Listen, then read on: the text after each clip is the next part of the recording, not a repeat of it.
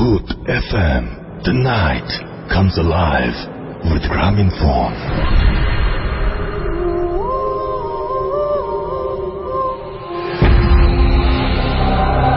শুনছেন সবসময়ের radio Foorti 88 FM। আমি রাসেল আজির সাথে, এবং আজকে এই স্পেশাল ভূত এফএম এর এপিসোডে আপনাদের সবাইকে স্বাগত জানাচ্ছি। অনেক দিন থেকে অনেক প্ল্যান করার পর আজকে সেই বিশেষ এপিসোড। আপনারা সবাই অনেকবার করে ফেসবুকে উল্লেখ করেছেন যে আপনাদের ইমেইলগুলো সবচাইতে বেশি ভালো লাগে, অডিও ক্লিপগুলো তারপরে ভালো লাগে, এবং গেস্টরা যখন আসেন তখন তো ভালো লাগে, কিন্তু এই দুটো নিয়ে আপনাদের স্পেশাল একটা কি বলবো যে ভালো লাগা আছে। তো সেজন্যই আজকের এই স্পেশাল এপিসোড আপনাদের ইমেইল এবং আপনাদের পাঠানো অডিও ক্লিপ দিয়ে। আশা করছি আপনারা প্রতিটা মুহূর্ত অনেক বেশি এনজয় করবেন, এবং আমাকে যদি আপনি ফেসবুকে আমার সাথে কানেক্টেড থাকতে চান তাহলে চলে যান www.facebook.com/radio.furti অথবা www.facebook.com/bhutfm.russell এই দুটো অ্যাড্রেসে। আর যদি আমার সাথে আপনি আপনার ঘটনা শেয়ার করতে চান বা আমাকে ঘটনা ইমেইল করতে চান তাহলে আমার ইমেইল অ্যাড্রেসটা আপনাকে অবশ্যই মনে রাখতে হবে, which is bhutfm@radiofurti.fm, bhutfm@radioforti.fm। আপনার নাম, ঠিকানা এবং ফোন নাম্বার সহ আপনার জীবনে ঘটে যাওয়া সেরা ঘটনা লিখে পাঠিয়ে দিন আমাদের কাছে। ঘটনার শুরুতে অবশ্যই উল্লেখ করুন যে ঘটনাটি আপনি স্টুডিওতে এসে শেয়ার করতে চান, নাকি আপনি চান আপনার ঘটনা আমরা পড়ে শোনা যায়। যারা দেশের বাইরে রয়েছেন তাদেরকে সরাসরি রিকোয়েস্ট করব অডিও ক্লিপ পাঠিয়ে দিতে। তো আজকে এই স্পেশাল এপিসোডে আমরা যেটা করি সেটা হচ্ছে ইমেইল পড়ি এবং আপনাদের জন্য একটার পর একটা অডিও ক্লিপ প্লে করি, এবং সাধারণত আমরা কোনো মেসেজ পড়ি না, তো সেই জন্য মনে কষ্ট পাবেন না। তবে একটা জিনিস বলবো যে আপনাদের ইমেইল অ্যাড্রেসটা আরো একবার মনে করিয়ে দেওয়ার আরেকটা কারণ হচ্ছে আগামী সপ্তাহে কিন্তু আবার গেস্ট আসবেন আমাদের এখানে। আপনি হয়তো হয়ে আসবেন আগামী সপ্তাহের গেস্ট। সুতরাং আগামী সপ্তাহতে জমজমাট একটা এপিসোড করতে চাই আপনাদের উপস্থিতিতে, সেটাও মাথায় রাখতে হবে। তো কথা না বাড়িয়ে এখন সরাসরি চলে যাব ঘটনায়। প্রথম ঘটনায় একটা ইমেল পড়ছি যেভাবে ঠিক আপনি পাঠিয়েছেন। আমার সমস্যার কারণে আমি যেতে পারবো না রাসেল ভাই, আমার মনে হয় আপনি পড়েন ঘটনাটি। এরপরে তিনি তার মোবাইল নাম্বার শেয়ার করেছেন, তারপরে লিখছেন, আসসালামু আলাইকুম রাসেল ভাই, আমি জানি আপনি ভালো আছেন এবং সবসময় ভালো থাকেন। দুনিয়াতে ভালোর যেমন অভাব নেই তেমনি মন্দিরও অভাব নেই। আমার মায়ের জীবনে এমন অনেক কয়েকটি ঘটনা ঘটেছে যা বড়ই আশ্চর্যের এবং কষ্টদায়ক অভিজ্ঞতা। আমার নাম মোহাম্মদ সেলিম মন্ডল এবং আমার মায়ের নাম মোসাম্মদ সুফিয়া বেগম। আমার বাড়ি গাইবান্ধা জেলার পলাশবাড়ি থানার একটি গ্রামে। গ্রামের নামটি বলছি না সুরক্ষার ক্ষেত্রে। আমি বর্তমানে বেগম রোকেয়া ইউনিভার্সিটিতে অধ্যয়নরত। আমার মায়ের জীবনে অনেক ঘটনা আছে যা ভৌতিক এবং বংশগত শত্রুতার ফলে ঘটেছে। মূল ঘটনায় আসি। আমি তখন ক্লাস 3-তে পড়ি। গ্রামে থাকতাম আমরা। আমার মায়ের সাথে ঘটে যাওয়া অনেক ঘটনার সাক্ষী আমি নিজে। বাবা তখন সৌদি আরবে চাকরি করতেন। সচ্ছল পরিবার হওয়ার কারণে আমার বড় আব্বু তার জমি বিক্রয় করায় আমরা তা ক্রয় করি। জমিটা আমাদের পুকুরের সাথেই ছিল। জমিটা ক্রয় করে একত্রে পুকুর বানানোর সিদ্ধান্ত নেই। রহস্যময়ী এক পুকুর। পুকুরটার একটু বর্ণনা দেই। বিলের মাঝে ছিল পুকুরটা। 4 বিঘার একটু কম, কিন্তু বর্গাকার দেখতে পুকুরটা। গ্রামের প্রচলিত কয়েকটি কবরকে ডাকা হতো বড় বুড়ির কবর, যা আমাদের পুকুরের পাশে আছে এবং চারপাশে ছোট গাছ। তবে একটি হেলানো বড়ই গাছ আছে, গাছটির বয়স আমি ঠিক জানি না। কবরটি মানুষ এখন ভয় পায়। এখনো এখানে মানত করে অনেকেই। প্রচলিত আছে যে এখানেই অনেকেই মানত করে তাদের হারিয়ে যাওয়া সন্তানকে ফেরত পেয়েছেন। অনেক অনেক ঘটনাও আছে এই কবরকে নিয়ে। প্রচলিত আছে গ্রামের কোনো গাভীর বাচ্চা হলে কবরের পাশে সদ্য গাভীর দুধ দিতে হতো কলা পাতায় কিংবা মাটির পাত্রে। যদি কেউ না দিত তবে তার গাভীর দুধ হতো না। এছাড়া বিলের মাঝে পুকুরের মতো গর্ত, সেগুলো ছেঁচে মাছ ধরতে গেলে সেখানে মানত না করলে মাছ পাওয়া যেত না। তারা এখনো সেই পুরাতন ভয়কে এবং বিশ্বাসকে মেনে চলে। এমনি একটি উদাহরণ আমার বড় আব্বুরা। তারা তাদের জমিতে চাষ করতে মাটি চাষ করার পাওয়ার টিলার আনেন। একজন স্বাভাবিক মানুষের পক্ষে কিংবা যান্ত্রিক গোলযোগে স্বাভাবিক চলন্ত একটি যন্ত্রকে 10-12 হাত দূরে ছিটকে ফেলবে। ঘটনাটি ঘটে পুকুরের পাশে অবস্থিত জমিতে। যাই হোক, মূল ঘটনায় আসি রাসেল ভাই। পুকুরটির সাথে ক্রয়কৃত জমির একত্রে করতে আমার বাবা এবং মাকে বলে। সমস্ত দায়িত্ব নেন কাজটি করার জন্য মা। নতুনভাবে তৈরি করতে হয় পুকুরটিকে। প্রায়ই মাকে দিনের মধ্যে অনেকবার যেতে হতো পুকুর পাড়ে। তো সেদিনও মা স্বাভাবিকভাবে দিনের মতো পুকুরে গিয়েছিলেন। দুর্ভাগ্যবশত মা পিছলে পানিতে পড়ে যান। মা স্বাভাবিক মতো উঠে বাড়িতে চলে আসেন। ঘটনা শুরু হয় তার কিছুদিন পর। সকালবেলা ঘুম থেকে উঠে মায়ের শরীরে আচমকা আঁচড়ের দাগ লক্ষ্য করেন এবং সেই সাথে তীব্র চরুনি। প্রথমত জিনিসটা স্বাভাবিকভাবেই নেন, ভাবেন আমার ছোট বোনের নখ দিয়ে এমনটা হয়েছে। যদিও তার এই ভাবাটা ভুল হয় যখন শরীরের অন্য জায়গায় তিনি একই ধরনের অনেক বড় বড় দাগ লক্ষ্য করেন। কিন্তু দিনে দিনে ঘটনা আরো বেড়েই চলে। কোনো কিছুতেই কোনো সুরাহা করতে পারছিলেন না। অনেক ডাক্তার দেখানো হলো, কবিরাজ আলেম দেখানো হলো, তবু কাজের কোনো কাজ হলো না। প্রতিদিন সকালে মা নতুন আঁচড়ের দাগ দেখতে পেতেন। রাতের বেলা তিনি বুঝতে পারতেন না, কিন্তু ফজরের আজানের পর তিনি বুঝতে পারতেন যে তার শরীরে আজও আঁচড়ের দাগ পড়েছে। আমার আত্মীয় স্বজন অনেকেই অনেক মানুষের সন্ধান দিতেন। শেষমেশ একজনকে খুঁজে পেলাম। তার বাড়ি চত্রা নামক স্থানে এবং আরো ভেতরের দিকের একটি গ্রামে।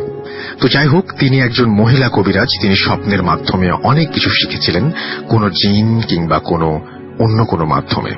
তার কাছে মাকে নিয়ে যাওয়া হলো। অনেক মানুষ আসতেন দূর দূরান্ত থেকে।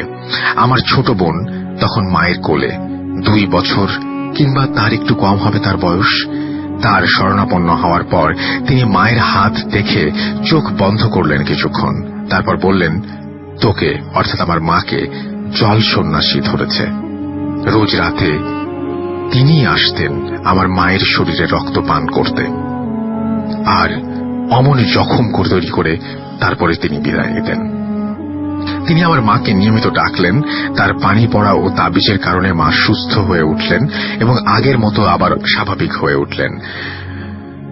আমি জন্মগ্রহণ করার পর আমার মায়ের গর্ভে আরেকটি সন্তান আসে। আমি তখন 5-6 মাসের শিশু। তাই সেই সন্তান পৃথিবীতে আর আসেনি।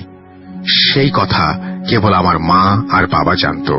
তবে তিনি কেমন করে জানলেন ঘটনাটি, আজও আমি আশ্চর্য হই ঘটনাটি স্মরণ করলে। তিনি মায়ের চিকিৎসা করা শেষে একটি পাঠা বলি দিতে বলেন এবং পাঠার রক্ত সেই স্থানে ফেলতে বলেন যে স্থানে তিনি আছড়ে পড়ে গিয়েছিলেন। তিনি আরো বলেছিলেন আমার মা যেন কখনো নদী বা পুকুরে ডুব না দেয়। যদি কখনো তিনি এই কাজটি করেন তবে তাকে আর ফেরত পাওয়া যাবে না। চিরদিনের মতো তিনি চলে যাবেন, অর্থাৎ আমার মাকে সেই জল সন্ন্যাসী চিরদিনের মতো নিয়ে যাবেন। কথাটি হয়তো আপনাদের বিশ্বাস হবে না, তবে কথাটি আমার মায়ের ক্ষেত্রে একদম সত্য। কাহিনীটা অন্য কেউ বললে হয়তো বিশ্বাস করতাম না, কিন্তু নিজের চোখ কানকে কিভাবে অবিশ্বাস করব। আর একটা কথা, আমি আমার মায়ের কাছেই ঘুমাতাম, তাই পুরো ঘটনা আমার নিজের চোখে দেখা। আমার মায়ের জীবনে এবং ওই পুকুরের অনেক কাহিনী আছে। আমি সময় পেলে আবার ইমেইল করে পাঠাবো। ধন্যবাদ রাসেল ভাই। ও আমার মা বর্তমানে অসুস্থ। আপনারা আমার মায়ের জন্য দোয়া করবেন এবং পরিবারের সকলের জন্য দোয়া করবেন। ভালো থাকবেন। আল্লাহ হাফেজ। এই ছিল ঘটনা। ঘটনাটি কেমন তা আমি বলবো না। ঘটনাটি হয়তো খুব সাধারণ একটি ঘটনা এবং হয়তো অনেকেই শুনে ভয়ও পাবেন না, বা অনেকের শুনে হয়তো কতটা ভালো লাগবে তাও আমি জানি না। কিন্তু ঘটনাটির মধ্যে একটা আশ্চর্যজনক ব্যাপারটি হচ্ছে যে জল সন্ন্যাসী নামে একটি আশ্চর্য রকমের ক্রিয়েচারের সাথে আমরা পরিচিত হলাম। জল সন্ন্যাসী শুনেছেন কখনো? জল সন্ন্যাসী নিয়ে আপনাদের জানা কোনো ঘটনা কি আছে? পাঠিয়ে দিন আমাদের কাছে। এবং পাঠাতে হলে যেটা করতে হবে সেটা হচ্ছে, আমাদের অ্যাড্রেস তো আপনাদের জানাই আছে, তারপরে একবার স্মরণ করিয়ে দেই। আমাদের অ্যাড্রেস হচ্ছে bhutfm@radiofukti.fm। চলে যাব আরো একটি ঘটনায়। এবারে যাব একটি অডিও ক্লিপে। সাথেই থাকুন। Stay tuned to Radio Furti 88 FM and do Furti.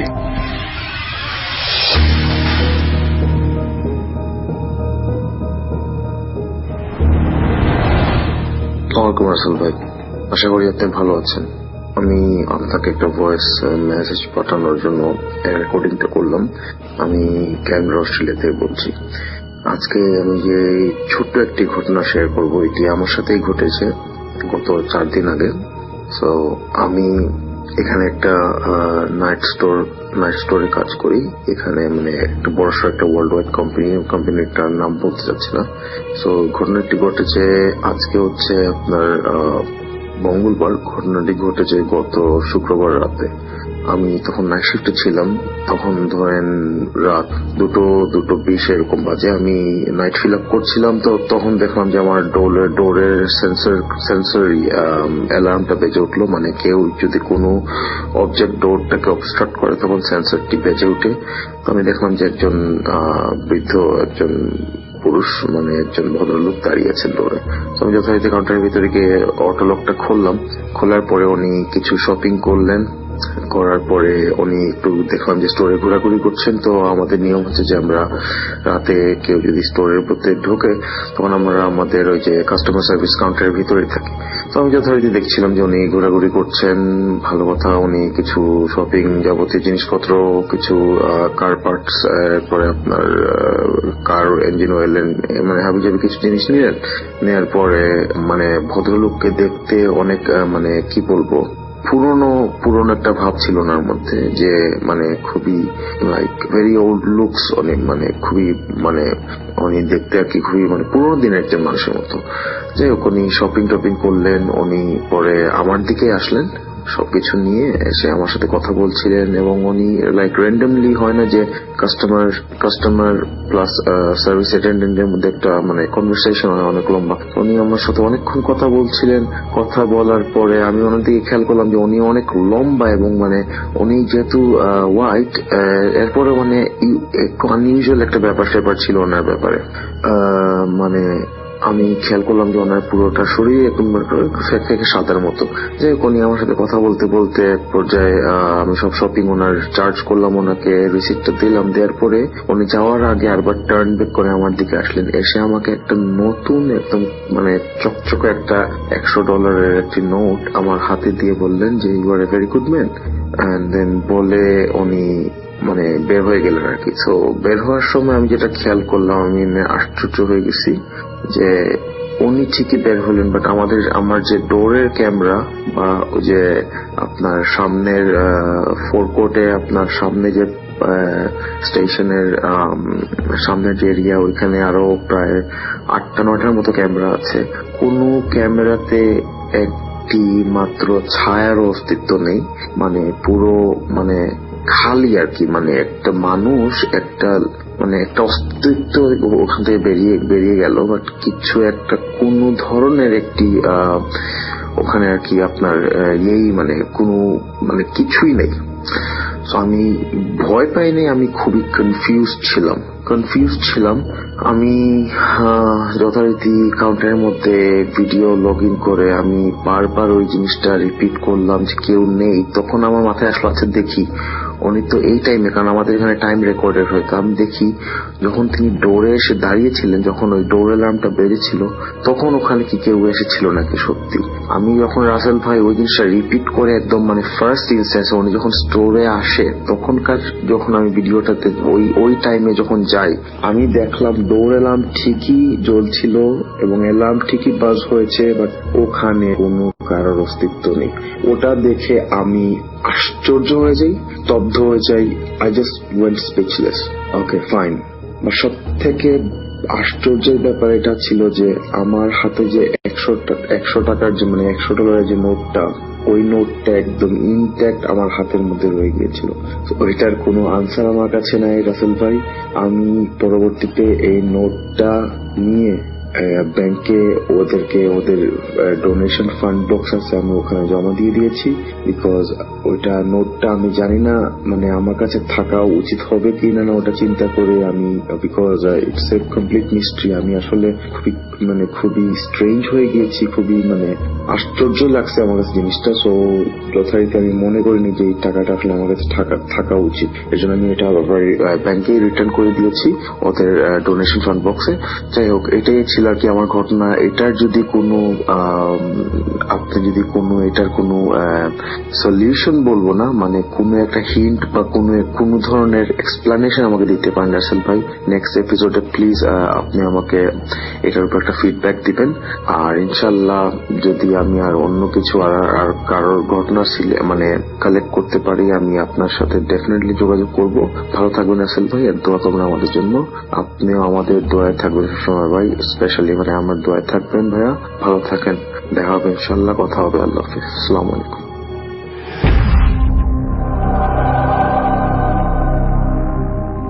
চমৎকৃত audio clip শুনলাম। ফিরে এলাম আবারও ভূত এফএম এ। শুনছেন সবসময় রেডিও ফুর্তি, এই যে এফএম। আমি রাসেল আছি সাথে মাসুম ভাই। এই কাজগুলো যে যত্ন করে এই যে অডিও ক্লিপগুলো আপনাদের সামনে উপস্থাপন করা, সেই কাজগুলো করেছেন এবং আশা করছি যে আপনাদের ভালো লাগছে। অ্যাটলিস্ট আপনাদের রেসপন্স তাই বলে। আপনারা সবসময় ইমেইল পছন্দ করেন এবং সেই ইমেল আমি যথাসাধ্য যত রকম ভাবে সম্ভব ভালোভাবে পড়ার চেষ্টা করছি।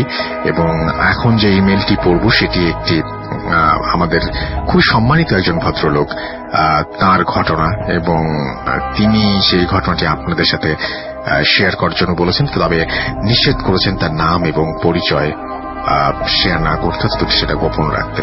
আমি সেটা করছি এবং আমি শুধু এটুকু বললাম যে খুবই সম্মানিত একজন মানুষ যিনি ঘটনাটি পাঠিয়েছেন।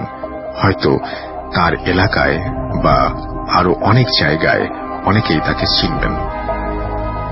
সুতরাং আর কোনো ক্লু না দিয়ে আমি চলে যাই ঘটনায়। যেভাবে লিখেছেন সেভাবেই পড়ছি।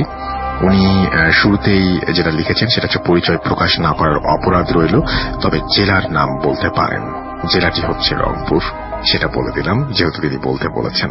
তো রংপুর থেকে পাওয়া একটি ঘটনা। চলে যাচ্ছি ঘটনায়। রাসেল ভাই, শুভেচ্ছা নেবেন।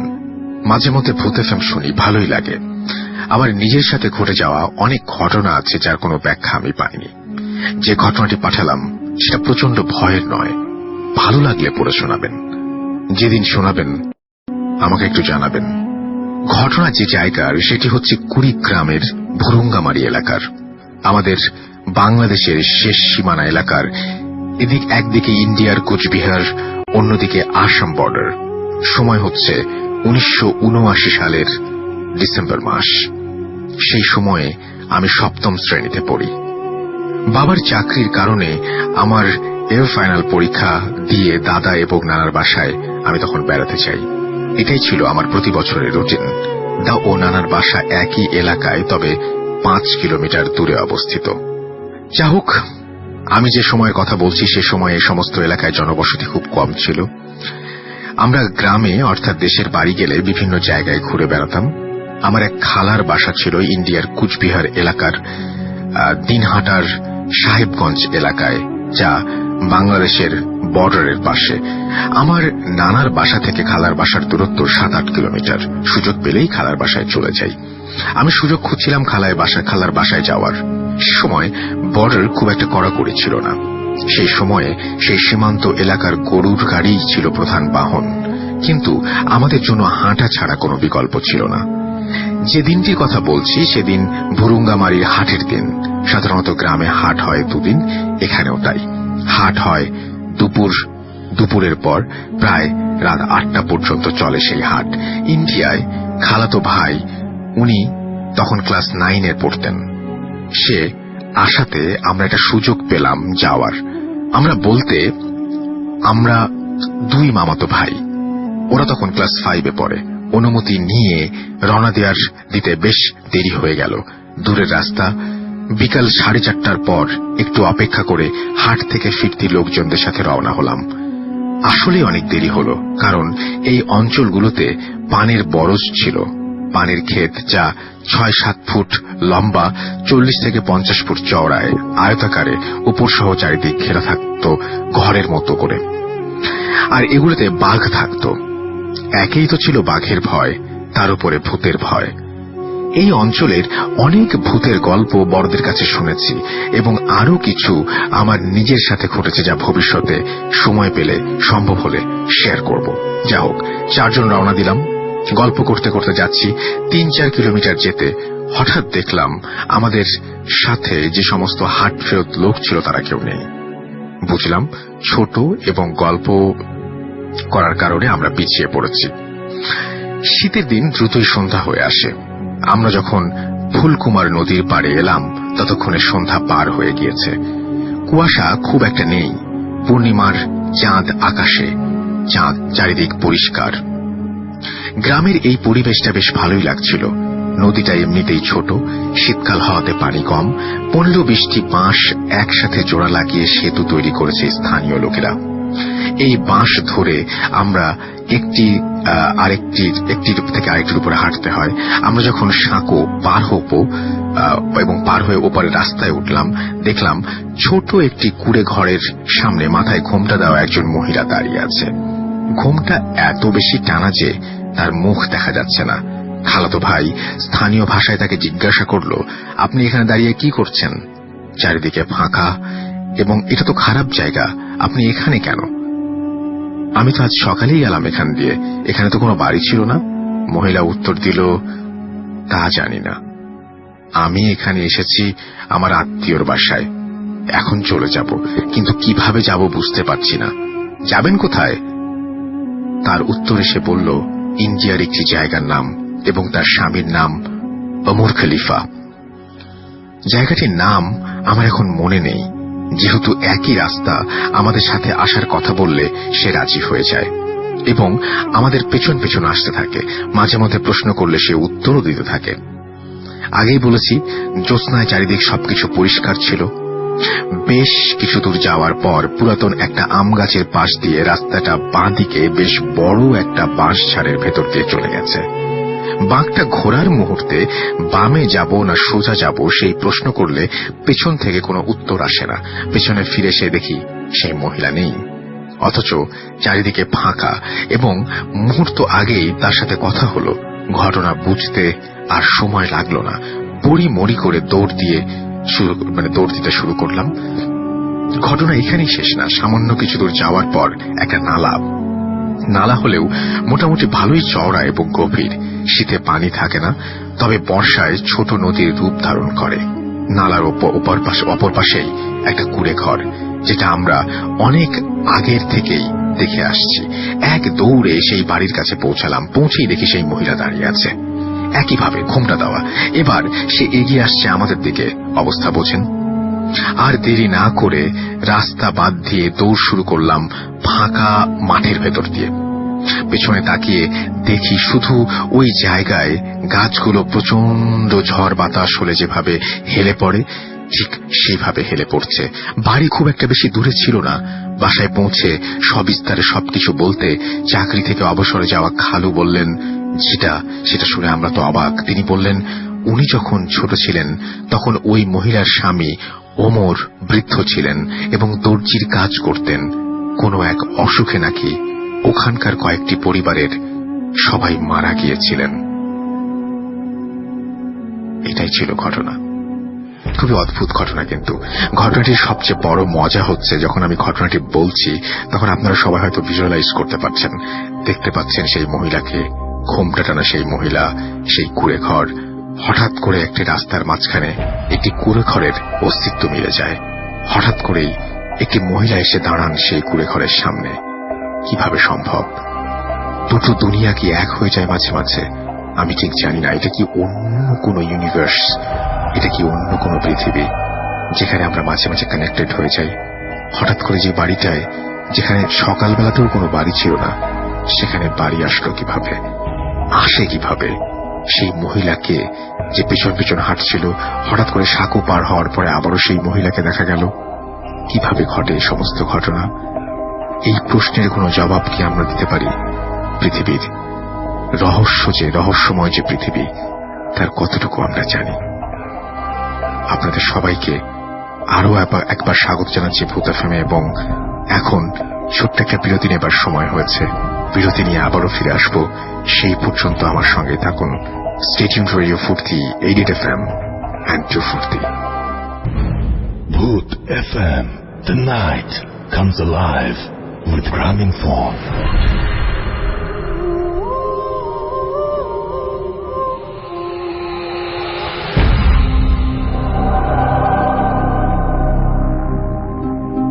ছোট্ট একটা বিরতি শেষে আবারও ফিরে এলাম আমি রাসেল, এবং আপনারা শুনছেন রেডিও ফুর্তি 88 FM। চলছে ভূত এফএম। এবং এই মুহূর্তে আরো একবার জানিয়ে দিই, আমার ইমেল অ্যাড্রেস হচ্ছে bhootfm@radiofurti.fm, which is bhootfm@radioforti.fm।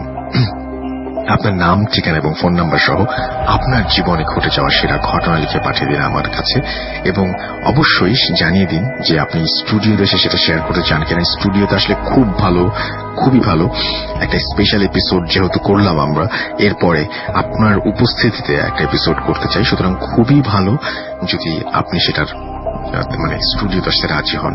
এবং এরপরে যে ব্যাপারটা সেটা হচ্ছে যে আমাদের যারা স্টুডিওতে আসতে চান না তারা অবশ্যই উল্লেখ করে দিবেন যে আপনি চান আপনার ঘটনা পড়ে শোনায়, ঠিক যেভাবে আজকে শোনাচ্ছি।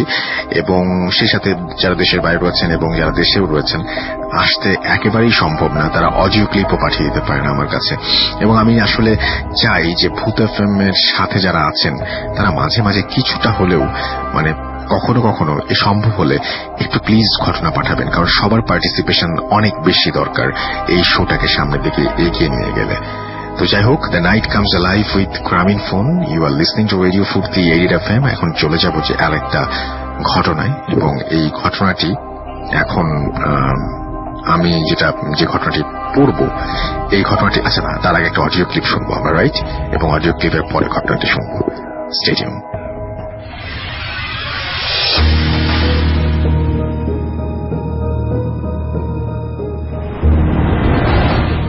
হ্যালো রাসেল ভাই, আশা করি অবশ্যই ভালো আছেন। আমি জানি আপনি সবসময় ভালো দলেই থাকেন।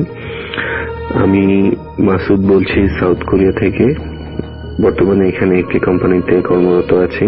আপনাদের প্রোগ্রামটা আমার কাছে খুব ভালো লাগে। কাজের ব্যস্ততার কারণে লাইভ আপনাদের প্রোগ্রাম শুনতে পারি না, তো তাই ডাউনলোড করে আপনাদের প্রোগ্রামগুলো সবগুলো প্রোগ্রামে আমি প্রায় শুনি। তাই আমার সাথে কিছু ঘটে যাওয়া ঘটনার মাঝখান থেকে একটি ঘটনা আপনাদের সাথে আমি শেয়ার করতে চাই। আমি যখন দেশে ছিলাম প্রতি রাতে অনেক দেরি করে ফ্রেন্ডদের সাথে আড্ডা মেরে রাতে বাসায় ফিরতাম। তো রাতে যখন ঘুমাতে দেখা যায় আমার প্রতি রাতেই প্রায় 1-2টা বেজে যেত। তো অনেক রাত করে ঘুমানোর কারণে আমার শরীর প্রচন্ড পরিমাণ প্রতিদিনই খুব ক্লান্ত থাকতো, তাই সাথে সাথে ঘুমিয়ে পড়তাম। তো প্রতিদিন রাতে এমন একটা ফিলিংস আমার মনের মধ্যে কাজ করতো যে কেউ আমার পিছনে, আমি খালি গায়ে ঘুমাতাম, তো আমার মনে হতো যে কেউ আমার পিছনে শুয়ে আছে। তো একটা মানুষ যদি আপনার পিছনে শুয়ে থাকে, তার যে নিঃশ্বাস, সেই নিঃশ্বাসটা আমার পিঠের উপরে পড়তো। নিঃশ্বাসটা ছিল খুব জোরে জোরে, নিঃশ্বাসটা আমার পিঠের উপর পড়তো। তো নিঃশ্বাসটা যখন আমার পিঠের উপর পড়তো, আমি সাথে সাথে ঘুম থেকে উঠে যেতাম। এমন মনে হতো যে আমার বিছানার নিচে কেউ হাত দিয়ে এপাশ থেকে ওপাশ তার হাত হয়তোবা হাতটা অনেক বড়, আমি ঠিক বুঝে উঠতে পারতেছিলাম না তখন যখন কিনা এই ঘটনাটা ঘটতো।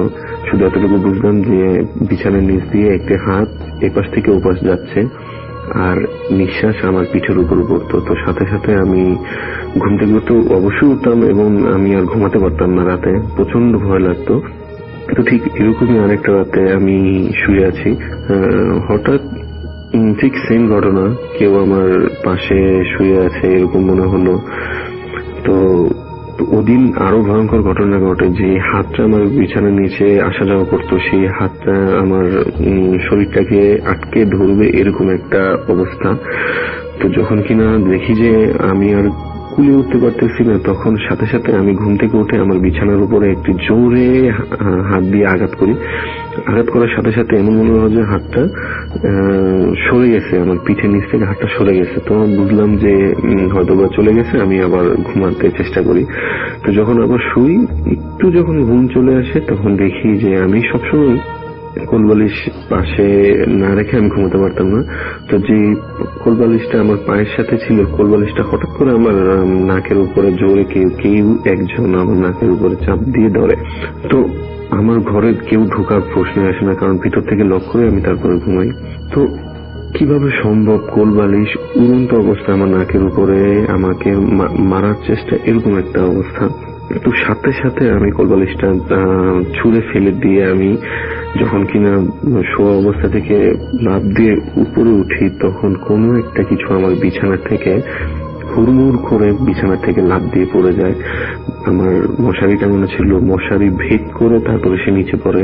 একটা হুলস্থুল একটা আওয়াজ, আমার বিছানা থেকে কিছু একটা পড়ছে। তো আমি তখন শরীরের প্রচন্ড শক্তি দিয়ে তখন একটাই কথাই বলি যে যা নিচে পড়ছোই, উপরে আর ওঠার চেষ্টা করো না, উপরে উঠলে আমি তোমাকে মেরে ফেলবো। তো যখন এই কথাটা বলি তখন আমার প্রচন্ড ভয় লাগে, আমি প্রচন্ড ভয়ে এই কথাগুলো বলতেছিলাম। তো সাথে সাথে আমি আবার শোয়ার চেষ্টা করি। ওটার সাথে যাই ছিল না কেন, ওটার সাথে আমি প্রচন্ড ধস্তাধস্তির কারণে আমি প্রচন্ড পরিমাণ ক্লান্ত হয়ে যাই, সাথে সাথে আমি আবার ঘুমিয়ে পড়ি। তো এইসব কথাগুলো আমি কারোর সাথে শেয়ার করতে পারতাম না, আমি আমার আব্বু আম্মুর সাথে শেয়ার করতে পারতাম না, ফ্রেন্ডের সাথেও করতে পারতাম না। হয়তোবা তারা এই জিনিসগুলো হাসি ঠাট্টা তামাশা করে উড়িয়ে দিবে। তো আমার যে ক্লোজ ফ্রেন্ড আছে, আমি একদিন চিন্তা করলাম ওকে বাসায় ডেকে এনে সবকিছু শেয়ার করবো। তো আমার ফ্রেন্ডকে বললাম যে বাসায় আসো, তোমার সাথে আমার জরুরি অনেক কথা আছে, তুমি বাসায় আসো। তো আমার ফ্রেন্ড বাসায় আসে। বাসায় আসার পর তো আমি ওকে বলি যে আমার সাথে এই ঘটনাগুলো ঘটে। তো আমার ফ্রেন্ড বলে, দেখো আমি তোমার সাথে আগে রেগুলারই ঘুমাতাম, তোমাদের বাসায় আসতাম, তোমাদের ঘরে আমি ঘুমাতাম, কিন্তু রিসেন্টলি আমি তোমাদের বাসায় আসিনি। যখন আমি তোমার সাথে রাতে ঘুমাই, আমার ঘুমে অনেক সমস্যা হয়, অনেক ডিস্টার্ব হয়, কেউ আমাকে অনেক ডিস্টার্ব করে। তো আমি বললাম কিরকম ডিস্টার্ব?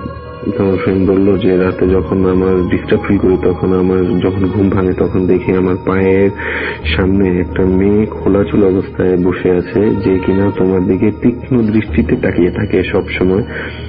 যখন কিনা এটা দেখে আমার দিকেও, আমার ফ্রেন্ডের দিকেও নাকি তীক্ষ্ণ দৃষ্টিতে তাকিয়ে থাকে। তো আমি আমার ফ্রেন্ডের এই কথাটা তখন আমি বিলিভ করতে চাই নাই, কিন্তু যখন আমার সাথে এই ঘটনাগুলো ঘটে তখন আমি ওর কথাটা আমি সম্মতি দিতে বাধ্য থাকি যে হয়তোবা কিছু একটা আছে। তো আমি আমার আম্মুকে বলি যে আম্মু, যে আমার সাথে এই ঘটনাগুলো ঘটতেছে, আমি এখন কি করব? তো আমার আম্মুর সাথে সাথে একটি হুজুরের কাছ থেকে তাবিজ পড়া নিয়ে এসে তারপর আমার জানালার সাথে গ্রিলের সাথে বেঁধে দেয়। বেঁধে দেওয়ার পর তখন আর কোনো ঘটনা ঘটে না। তো রাসেল ভাই, এই ছিল আমার ঘটনা। তো সবাই ভালো থাকবেন, আল্লাহ হাফেজ।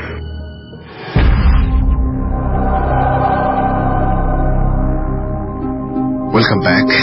যেমন কথা তেমন কাজ, অডিও ক্লিপের পরে চলে যাব ঘটনায়। এবং আমরা যখন বলেছিলাম যে একটা স্পেশাল এপিসোড করতে চাই, তখন পৃথিবীর বিভিন্ন প্রান্ত থেকে আমাদের ঘটনা পাঠিয়েছেন আপনারা। এবং এখন যে ঘটনাটি পড়ব সেটি মেহনাজ লিখেছেন আয়ারল্যান্ড থেকে, এবং তিনি যেভাবে লিখেছেন সেভাবে পড়ছি। যদি আমি প্রথম লাইনটা উনি কি মিন করতে চেয়েছেন আমি বুঝিনি, তারপরেও আপনারা কেউ হয়তো অনেকে বুঝতে পারেন, আমি যেভাবে লিখেছেন সেভাবেই পড়ছি, আমি চেঞ্জ করছি না। শুরু করছি। সেটাতে আমি হয়েছিলাম জিনদের সাথে কথা বলার আর তাদের বন্দী করার মাধ্যমে। আগেই বলে রাখি যে আমার নানা বাড়িতে অনেক জিনের উপদ্রব ছিল। বাড়ির কয়েক সদস্যদের তারা অ্যাটাক করে এবং পজেসড করেছিল। আমার নানুকে তাদের মধ্যে থেকে কোনো একজনকে ইউজ করে ব্ল্যাক ম্যাজিক করা হয়েছিল। আর বড় মামি ও মামাতো ভাই পজেস ছিল। ছোট মামাকে অ্যাটাক করত। প্রায় রাতেই মামা চিল্লাচিল্লি করত, বলতো কেউ যেন মাথার কাছে দাঁড়িয়ে আছে, কখনো গলা টিপে ধরছে। আমি নিজেও অনেক বছর পজেস ছিলাম। অনেক হুজুর দেখার পর ছাড়া পেয়েছি। এবার মূল ঘটনায় আসি।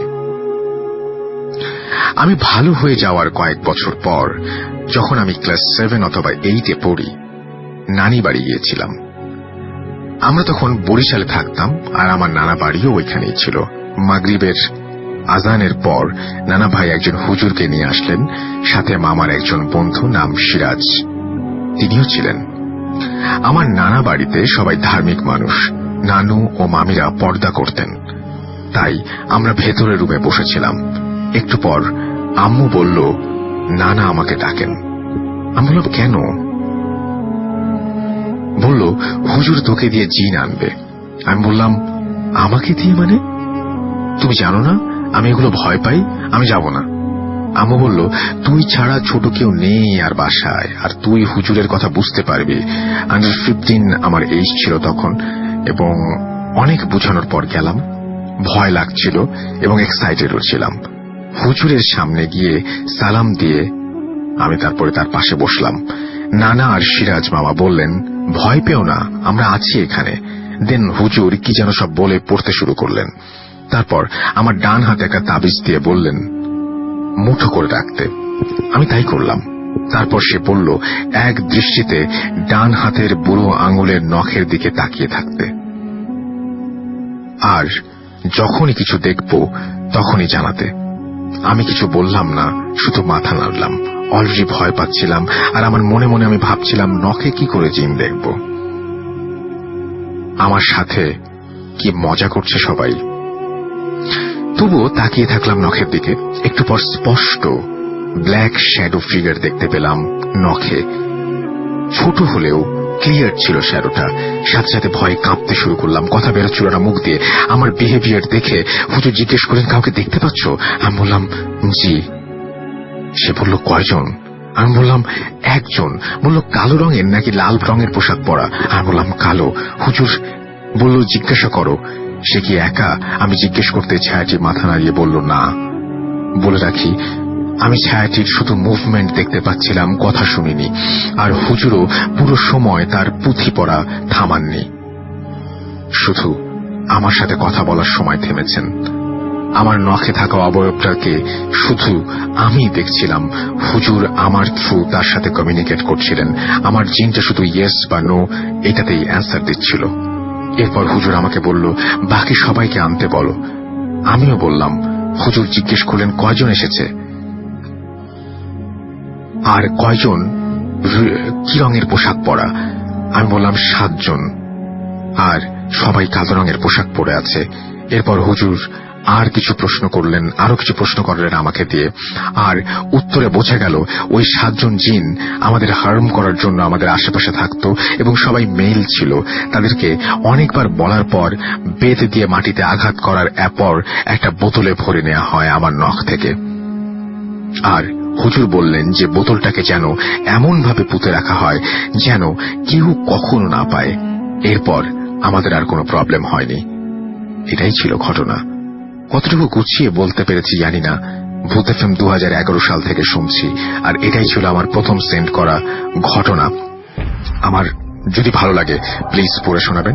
And thank you all the crew members, and তারপর তিনি আমাদের সবাইকে থ্যাঙ্কস জানিয়েছেন ভূত এফএম রেগুলার করার জন্য, এবং সবাই ভালো থাকবেন। এবং তিনি বলছেন যে ভূত এফএম কোনো সময় যেন বন্ধ না হয়। আল্লাহ হাফেজ।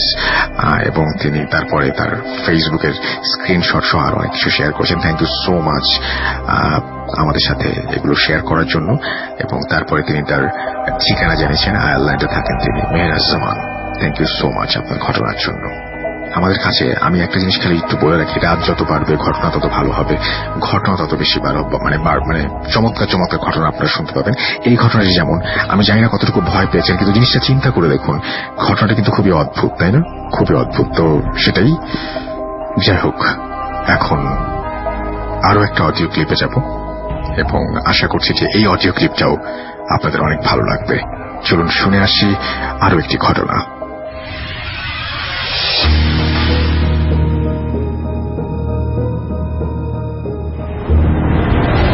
আসসালামু আলাইকুম রাসেল ভাই, আমার নাম হচ্ছে রাজ, আমার বাসা ঝিনাইদহ জেলার কোটচাঁদপুর থানায়। আমি যে ঘটনাটা আজকে আপনাদের পাঠাচ্ছি, আসলে ব্যস্ততার কারণে লিখে পাঠাইতে পারছি না। আমার সাথে এমন একটা বিস্ময়কর ঘটনা ঘটেছে, কথা না বাড়াই ঘটনায় যাই। ঘটনাটা আজ থেকে প্রায় 1 মাস আগের। আমি ঢাকাতে কোনো একটা কোম্পানিতে জব করি। বাসায় এসেছিলাম, বাসায় আসার পরে একটা কাজে আমাদের এখান থেকে কোটচাঁদপুর টু কালীগঞ্জের রোডটা, কালীগঞ্জে গেছিলাম। ওখান থেকে যখন আমি বাসায় ফিরি তখন দুপুর 2টা এমন সময় বাসের ভিতরে আসছি। আস্তে আস্তে হঠাৎ দেখলাম বাসের ভিতরে গ্রামের সাথে জড়িত যেসব বাসগুলো, এই পুরাতন কোয়ালিটির বাসগুলোর ভিতরে একটা পিলারের মতো রড দেওয়া থাকে। রডটা ধরে অনেকগুলো সিট থাকা সত্ত্বেও একটা লোক দাঁড়িয়ে আছে। তো আমি ভাবছি যে কি ব্যাপার, সিট রয়েছে অথচ সে দাঁড়িয়ে রয়েছে। তো কিছুক্ষণ পরে আমি যে সামনে আর একটু কাজের কথা মনে পড়ে গেল, সেখানে গেলাম। আসার পরে দেখি সিট গুলো সব ব্লক, ওই লোকটা ওই অবস্থাতে ওখানেই দাঁড়িয়ে আছে। তাছাড়া এসব নর্মাল টাউনে বাস যতক্ষণ সম্পূর্ণ পূরণ না হয়ে যায় ততক্ষণ ছাড়ে না, অনেক দেরি করে। আমিও তার পেছনে গিয়ে দাঁড়ালাম, তারপরে দাঁড়িয়ে আছি। তো হঠাৎ তার পায়ের দিকে আমার চোখ গেল। কেন জানি মনে হচ্ছে যে তার পায়ের যে পাটাটা ওটা অনেক অংশ মানে পেছনের দিকে ঘোরানো, মানে পায়ের থেকে মনে হচ্ছে মোড়ানো, একদম হাঁটু থেকে মোড়ানো, পাটা পেছনের দিকে আমার মনে হচ্ছে। গায়ে একটা ছেঁড়া ছোট জামা, তার উপরে একটা জ্যাকেট, সেটাও ছেঁড়া। ময়লা টয়লা না, ময়লা ঠিক বলবো না, কিন্তু ছেঁড়া, বেশ চকচকে কিন্তু ছেঁড়া। মূলত আমার মনে হয় না সে কোনো পাগল, যদি হতো তাহলে বোধহয় ওরকম হতো না, তার মানে পোশাক আশাক পরিষ্কার থাকতো না, সেটা বোঝাইতে চাচ্ছে। তো এভাবে চলছে, বাস ছাড়লো। ছাড়ার পরে কালীগঞ্জ থেকে যে রেল স্টেশনের একটু সামনে বাঁ হাতে একটা মানে পিচের রোড আছে, যেটা নর্মালি কালীগঞ্জ সুগার মিলের ভিতরে চলে গেছে। তো আসার সময় মানে যখন কালীগঞ্জ স্ট্যান্ড থেকে ছেড়েছে বাস, তো ওই পর্যন্ত আসতে যে কন্ট্রাক্টর ভাড়া চাচ্ছে। আমি যথারীতিতে পকেট থেকে যে কয় টাকা ভাড়া বের করে তাকে দিলাম। সামনের ওই লোককে কন্ট্রাক্টর বলছে যে ভাই আপনি কোথায় যাবেন, সে কোনো কথা বলে না। আবার তাকে জিজ্ঞেস করে ভাই আপনি কোথায় যাবেন, তারপরেও সে কোনো কথা বলে না। তো বেশ অবাক লাগলো যে এরকমও হয়, কথা বলছে না কেন। তা আমি তাকে বললাম ভাই কি ওনাকে বলেন। তো উনি বলছে দেখেন ভাই, কোথায় যাবে সেটা তো বলবে, আমাদের তো কিছু রুল থাকে। আমি তাকে ফ্রিতে নিয়ে যেতাম, সমস্যা নেই। তা আমি বলছি ভাই আপনার ফ্রিতে নিতে হবে না, আমি টাকা দিয়ে দিচ্ছি তার। তো সে কোনো কথা বলছে না। বলছে ভাই কোথায় যাবেন বলেন, তাহলে সেই অনুপাতে আমি আপনার টাকাটা দিয়ে দিই। দেখলাম যে কোনো কথা সে বললো না। কয়েকবার জিজ্ঞেস করার পর কন্ট্রাক্টর তাকে একটা ধামকি দিল। যাওয়ার পরে আমি বলছি ভাই ধামকি দেওয়ার দরকার নেই, চলেন দেখি, আমি তো কোটচাঁদপুর পর্যন্ত যাবো, মাঝখানে যদি কোথাও নামে তাহলে আমি আপনার টাকাটা দিয়ে দেবো। তো বাস ততক্ষণে চলছে। রেল গেটের ওখানে বিটের পাশে এসে, মানে বিটের ওখানে গাড়ি স্লো দিল, দেওয়ার পরে সামনে যে রোডটা, ওই রোডের ওখানে 2টা বিট থেকে পরপর, তো মাঝখানে গাড়িটা একটু স্লো হয় ট্রেন লাইন ক্রস করার সময়। ওই লোকটা ওখান থেকে নেমে গেল রাগে, মনে হচ্ছে এতটা রাগ তার, মানে কি বলবো, অনেক বিস্ময়কর রাগ নিয়ে সে ওখান থেকে নেমে গেল। যাওয়ার পরে সেই কন্ট্রাক্টরের দিকে তাকিয়ে বলছে যে কি জানি একটা ভাষা প্রথমে বললো, মানে সে ভাষাটা আপনার বাংলাও না, হিন্দিও না, উর্দুও না, মানে আমি যে কয়টা ভাষা বুঝি তার ভিতরে কিছুই না। পরে তাকে বললো যে তুই মরবি, তুই মরবি, তুই মরবি, তুই মরবি, এভাবে যখন বললো উনি আবার বলছে পাগল ছাগল কি বলে। আমি তাকে বললাম যে ভাই থাকে, এভাবে বলার দরকার নেই।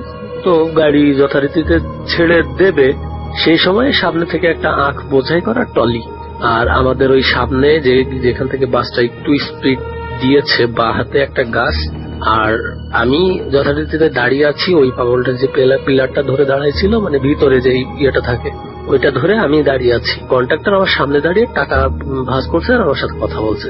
গাড়ি গিয়ে সোজা গাছে বাড়ি লাগলো।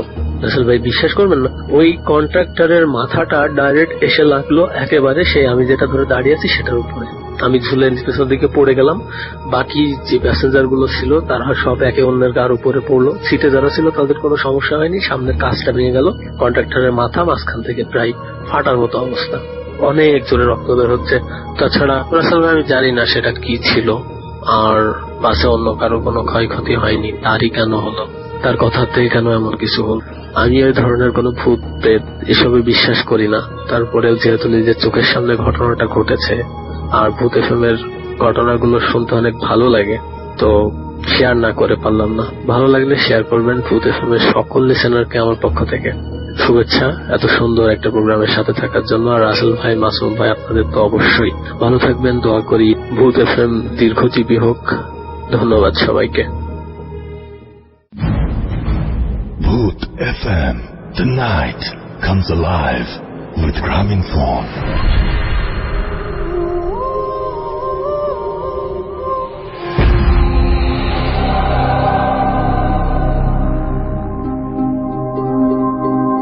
অডিও ক্লিপের পর আবারও ফিরে এলাম আমি রাসেল।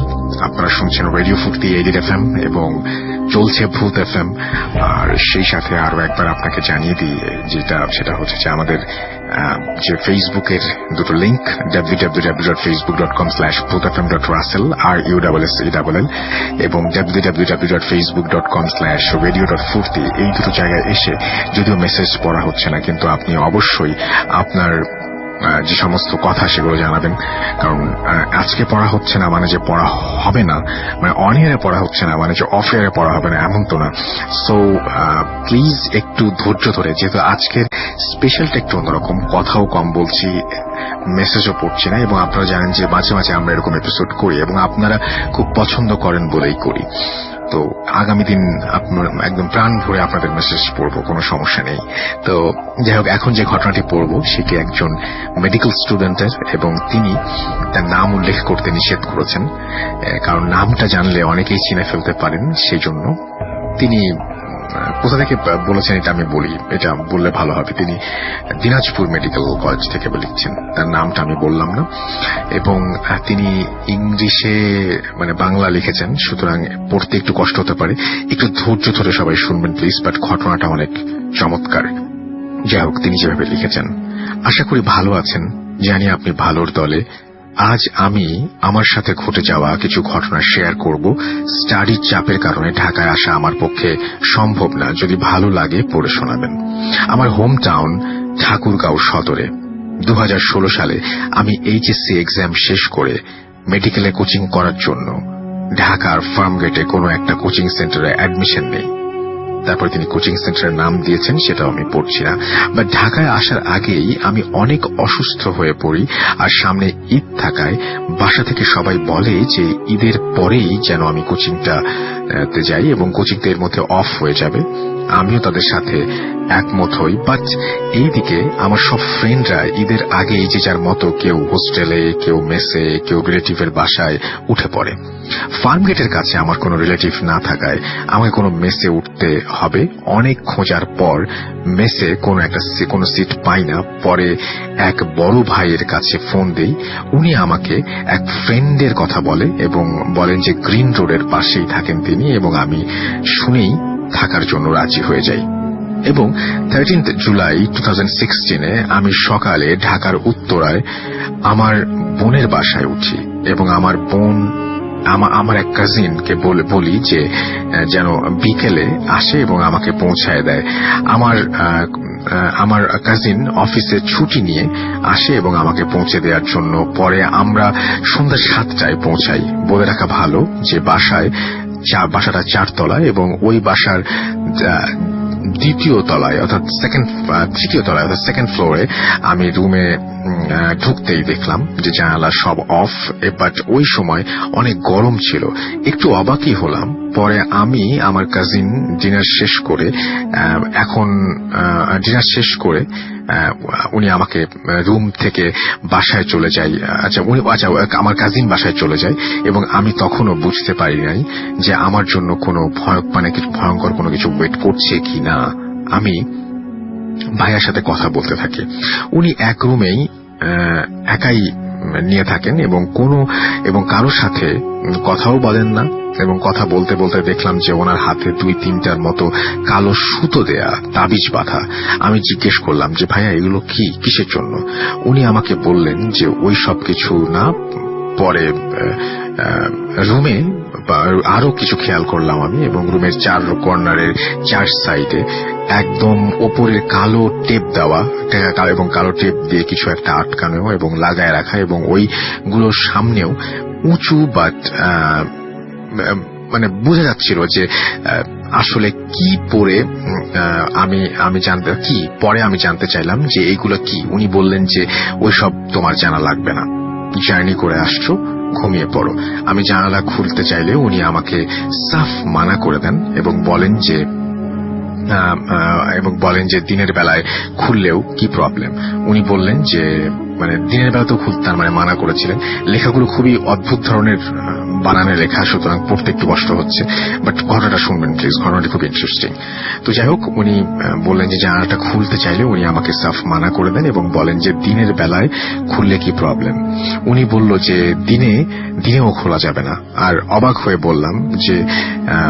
বলল যে বাইরে থেকে কোনো আলো বাতাস হয়তো কিছু আসতে পারে না, সেটাও মানে কিছু যেন না আসতে পারে, এবং সেটা প্রবলেম হয়তো ঘুমানোর জন্য লাইট অফ করে 12টা বাজে। তখন একটু পরে ভাবলাম যে ফোনের চার্জটা দিয়ে ঘুমাই, তাই লাইটটা অন করে তখন দেখলাম যে ওই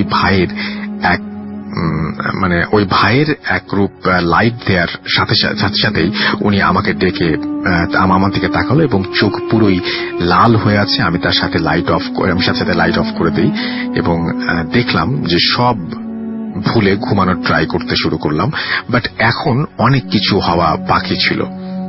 শোবার 10-15 মিনিট পরে আমি যা দেখলাম তা দেখার জন্য আমি একদমই রেডি ছিলাম না। আমি শুনতে পাচ্ছিলাম যে কেউ হাততালি দেওয়ার আওয়াজের মতো সাউন্ড করছিল। আমি চোখ খুলতেই দেখলাম যে একটা কালো হাত ঠিক আমার মুখের ওপর, একটা কালো অবয়ব, 2টি রাগান্বিত চোখ আমার মুখের ঠিক 1 হাত ওপরে। আমি আসলে বুঝতে পারছিলাম না যে আমাকে দেখে আমার দিকে তাকিয়ে আছে এবং নিঃশ্বাস নিতে পারছিলাম না আমি, এবং আমি অনেক জোরে জোরে চিৎকার করছিলাম, বাট আমার আওয়াজ বার হচ্ছিল না। মনে হচ্ছিল যে আমার বুকের ওপরে কেউ অনেক ভার কিছু একটা দিয়ে রেখেছে, এবং এক সময় আমি সেন্সলেস হয়ে যাই। এবং সকালে ওই ভাইয়াকে ডেকে তুলে আমি উঠে দেখি যে আমার মুখে মানে ওই ভাইয়া আমাকে ডেকে তোলে এবং আমি উঠে দেখি যে আমার মুখে রক্ত জমাটের মতো লাল হয়ে আছে, এবং উনি আমাকে জিজ্ঞেস করেন যে আমার কি হয়েছে। আমি বলি যে কিছু না। পরে আমি তাড়াহুড়া করে কোচিং এর নাম করে বের হয়ে যাই এবং আমি আমার এক রিলেটিভের মোহাম্মদপুরে ছিল তিনি ওনার বাসায় উঠে পড়ি, এবং আমার এক ফ্রেন্ডের মেসের সিট পাই এবং উঠে পড়ি, এবং ওইখান থেকে ফিরে যাইনি আমি আর কখনো। এবং আমার কাজিনকে পরে আমার সব জিনিসগুলো তাকে দিয়ে নিয়ে আসাই।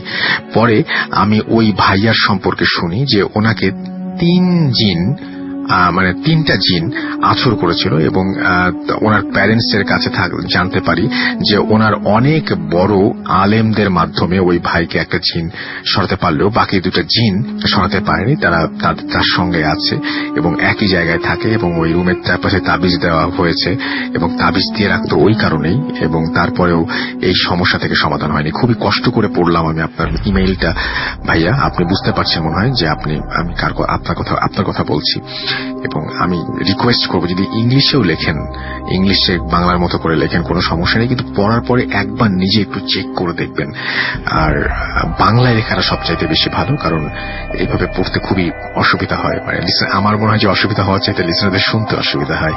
তো আমি খুবই সরি যারা আমার একটু পড়ার জন্য খারাপভাবে পড়ার জন্য বুঝতে পারেননি, তাদেরকে একটু সংক্ষিপ্ত ভাবে বলি যে উনি ঢাকায় আসার পরে ফার্ম গেটে একটা মেসে কোনোভাবে উঠে পড়েন, এবং সবাই তাকে বলেছিল যে কয়েকদিন পরে তো মেস ছুটি হয়ে যাবে, আমি যেটুকু বুঝতে পেরেছি আর কি। সুতরাং কোনো এক জায়গায় উঠে পরে মেসে সিট পাওয়া যাবে, যেহেতু কয়েকদিন পরে কোচিং বন্ধ হয়ে যাবে। তো উনি যে কোনো একটা রিলেটিভের মাধ্যমে কোনো একটা জায়গা ম্যানেজ করেন এবং সেই ঘরটাই খুব অদ্ভুতভাবে আবিষ্কার করেন যে সেই ঘরে কখনো কোনো জানালা খোলা হয় না, এবং চারপাশ দিয়ে উনি দেখেন যে বিভিন্ন ধরনের কালো টেপ দিয়ে অনেক কিছু আটকানো। পরে তিনি সেই রাতের বেলা একটা অদ্ভুত ঘটনা এক্সপেরিয়েন্স করেন, যে তিনি চোখ খুলে দেখেন যে তার মুখের ওপরে আরো দুটো চোখ, এবং তিনি বুঝতে পারেন তার বুকের উপরে ভর দিয়ে কেউ বসে আছে, এবং তিনি অনেক চেষ্টা করেও চিৎকার করতে পারছিলেন না। এবং যখন সকালবেলা তার ঘুম ভাঙে তখন তিনি দেখেন যে তার মুখে রক্ত জমাট বেঁধে আছে, এবং তিনি দেরি না করে ওই রুম ছেড়ে চলে আসেন। কিন্তু এই পুরো ঘটনাটা আপনি একবার চিন্তা করেন, যদি আপনার সাথে ঘটতো তাহলে কেমন লাগতো, এবং এই পুরো ঘটনা যিনি এক্সপেরিয়েন্স করেছিলেন তাকে ওই মুহূর্তে কি ধরনের সিচুয়েশনের মধ্যে দিয়ে যেতে হয়েছিল। চিন্তা করুন। একটা ছোট্ট বিরতি নিয়ে আবারও ফিরে আসবো, সেই পর্যন্ত আমার সঙ্গে থাকুন। Stay tuned radio Foorti 88 FM and 240। Bhoot FM. The night comes alive with Graminphone.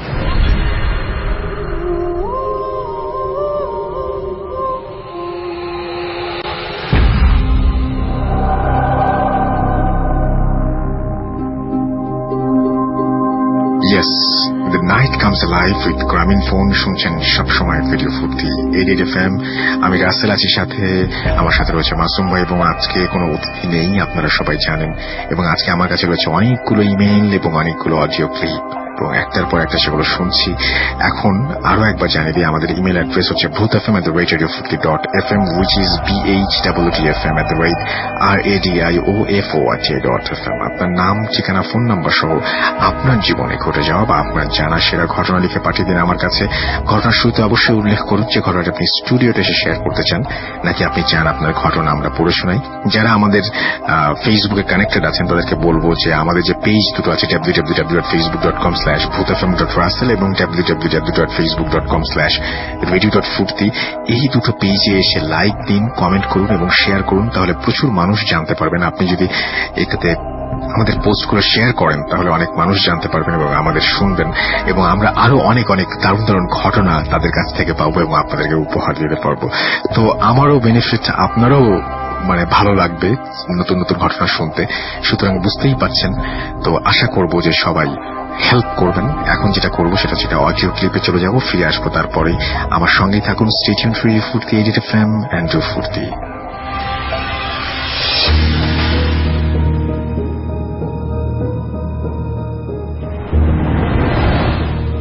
আসসালামু আলাইকুম রাসেল ভাই, আশা করি আপনি ভালোই আছেন, যেহেতু আপনি সবসময় ভালো দলে থাকেন।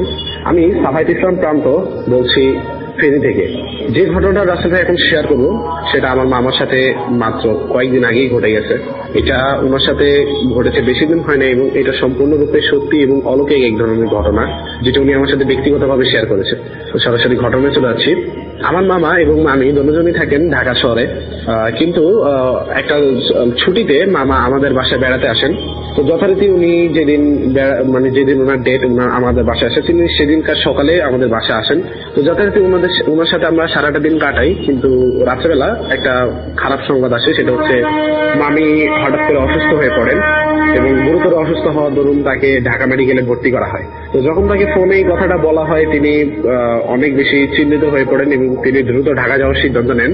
তো আমরা তার সাথে ঢাকা যাওয়ার জন্য মত দেই, কিন্তু উনি আমাদেরকে বলেন যে আসলে এতজন একসাথে ঢাকা যাওয়া উচিত না, আমি একা যাই, পরবর্তীতে যদি অবস্থা ভালো হয় তখন আমরা আবার তখন তোমরা যেও। তো যথারীতি আমরা তার কথা রাখলাম এবং তিনি যথারীতি আমাদের পার্কিং করা গাড়িটা নিয়ে বেরিয়ে পড়েন ড্রাইভে। তো উনি গাড়ি ড্রাইভ করতেছিলেন, তখন প্রায় আনুমানিক রাত 11টা বাজে। তো উনি গাড়ি নিয়ে বের হন এবং যথারীতি 11:30 থেকে 11:15 এই সময়কার মধ্যেই উনি ঢাকা চিটাগং মহাসড়কে উঠে যান। যথারীতি তিনি ঢাকার উদ্দেশ্যে ড্রাইভ করা শুরু করেন 100 কিলোমিটার গতিতে। উনি যেটা বলেন যে উনি দ্রুত পৌঁছানোর জন্য 100 কিলোমিটারে গাড়ি চালাতে থাকেন, খুব দ্রুত, এবং বেশ খুব দ্রুতই উনি পার হয়ে যাচ্ছিলেন। তো উনি ফেনীর এরিয়া শেষ করে উনি যথারীতি কুমিল্লা এরিয়া পাড়া দেন, 14 গ্রাম এরিয়া ক্রস করেন। তো এইভাবে 100 কিলোমিটারে চালাতে চালাতে দীর্ঘ 2 ঘন্টা অতিক্রম করার পরে উনি যথারীতি কুমিল্লা দাউদকান্দি এলাকায় পৌঁছান। কিন্তু দাউদকান্দি এলাকায় পৌঁছানোর পরেই ওনার সাথে শুরু হয় এক ধরনের অলৌকিক ঘটনা, যেটা উনি বর্ণনা করেছেন। সেটা হচ্ছে রাসেল ভাই এরকম যে যখন 2টা বাজে তখন তিনি দাউদকান্দি এলাকায় পৌঁছান এবং তিনি তার গাড়ির লুকিং গ্লাসে দেখতে পান যে একটা অ্যাম্বুলেন্স তাকে সাইড দেওয়ার জন্য যথারীতি হর্ন দিচ্ছে। মানে অ্যাম্বুলেন্সটার ভিতর যে কোনো গুরুতর একজন রোগী রয়েছেন সেটা তিনি বুঝতে পারেন এবং যথারীতি তিনি সাইড দিয়ে দেন। তো রাসেল ভাই সাইড দেওয়ার পরে উনি সাইড দিয়ে দেন, কিন্তু সে অ্যাম্বুলেন্সটা কোনো কারণে তার থেকে সাইড নেয় না, অর্থাৎ মানে তার পিছেই থেকে যায় এবং যথারীতি হর্ন দিতে থাকে কিন্তু সাইড নিতে চায় না। তো তিনি এটা দেখে একটু রাগান্বিত হন এবং যথারীতি তিনি তার গতি 100 থেকে 80 কিলোমিটার করে দেন। তো গতি যখন তিনি কমিয়ে দেন তখনই অ্যাম্বুলেন্সটা তাকে ওভারটেক করে চলে যায়। ওভারটেক করে চলে যাওয়ার পরে রাসেল ভাই যথারীতি তিনি আবার গাড়ি ড্রাইভ করতে থাকেন 100 কিলোমিটার গতিতে এবং যথারীতি তিনি ড্রাইভ করছেন, কিন্তু ওভারটেক করার মাত্র 5 মিনিটের ভিতরেই উনি দেখতে পান যে অ্যাম্বুলেন্সটা আবার তার সামনে এসে পড়ে। তো অ্যাম্বুলেন্সটা যখন তার সামনে এসে পড়ে তিনি যথারীতি অ্যাম্বুলেন্সের নাম্বার প্লেটের নাম্বারটা খেয়াল করেন এবং যথারীতি তিনি হর্ন দিতে থাকেন সাইড দেওয়ার জন্য, কিন্তু কোনো অবস্থাতে অ্যাম্বুলেন্সটা থেকে সাইড দিতে চায় না। তো তিনি বেশ গাড়ির গতি আরো বাড়িয়ে দেন, 100 থেকে 120 কিলোমিটার গাড়ি করে গতি বাড়িয়ে দেন এবং যথারীতি সেই অ্যাম্বুলেন্সটাকে ওভারটেক করে সামনের দিকে এগিয়ে চলে যান। তো তিনি এই ব্যাপারটাকে তেমন একটা মানে অত বেশি সিরিয়াসলি নেন নাই। উনি ওনার যেহেতু বুঝতে পারতেছেন চিন্তিত অবস্থায় গাড়ি চালাচ্ছিলেন, উনি আর ওইটাকে অত বেশি প্যারানর্মাল কোনো কিছু যে ঘটছে ওনার সাথে সেটা তো বুঝতে পারেন নাই। তো ড্রাইভ করছেন হঠাৎ করে দেখতে পান যে আবার অ্যাম্বুলেন্সটা তাকে পিছন থেকে যথারীতি ডিপার্ট দিচ্ছে এবং হর্ন দিচ্ছে সাইড দেওয়ার জন্য এবং উনি এটা দেখার পরে যথারীতি আবার তাকে সাইড দিয়ে দেয় সেই অ্যাম্বুলেন্সটাকে এবং যখন অ্যাম্বুলেন্সটা তাকে ক্রস করে যায় উনি দেখতে পান যে ড্রাইভিং সিটে কোনো লোকই বসা নাই।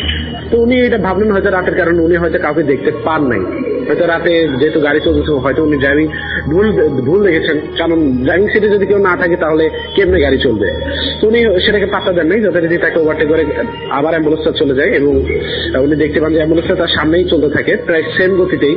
তো এভাবে করতে করতে আবার অ্যাম্বুলেন্সটা তাকে আবার অ্যাম্বুলেন্সটা গতি কমিয়ে দেয় এবং যথারীতি আবার মামা মানে সাইড নেওয়ার জন্য উনি আবার তো এইভাবে বারবার চলমান অবস্থা চলতেছিল যে বারবার গাড়িটা আমাকে ওভারটেক করতেছে, আবার গতি কমিয়ে দিচ্ছে, আমি আবার ওভারটেক করতেছি।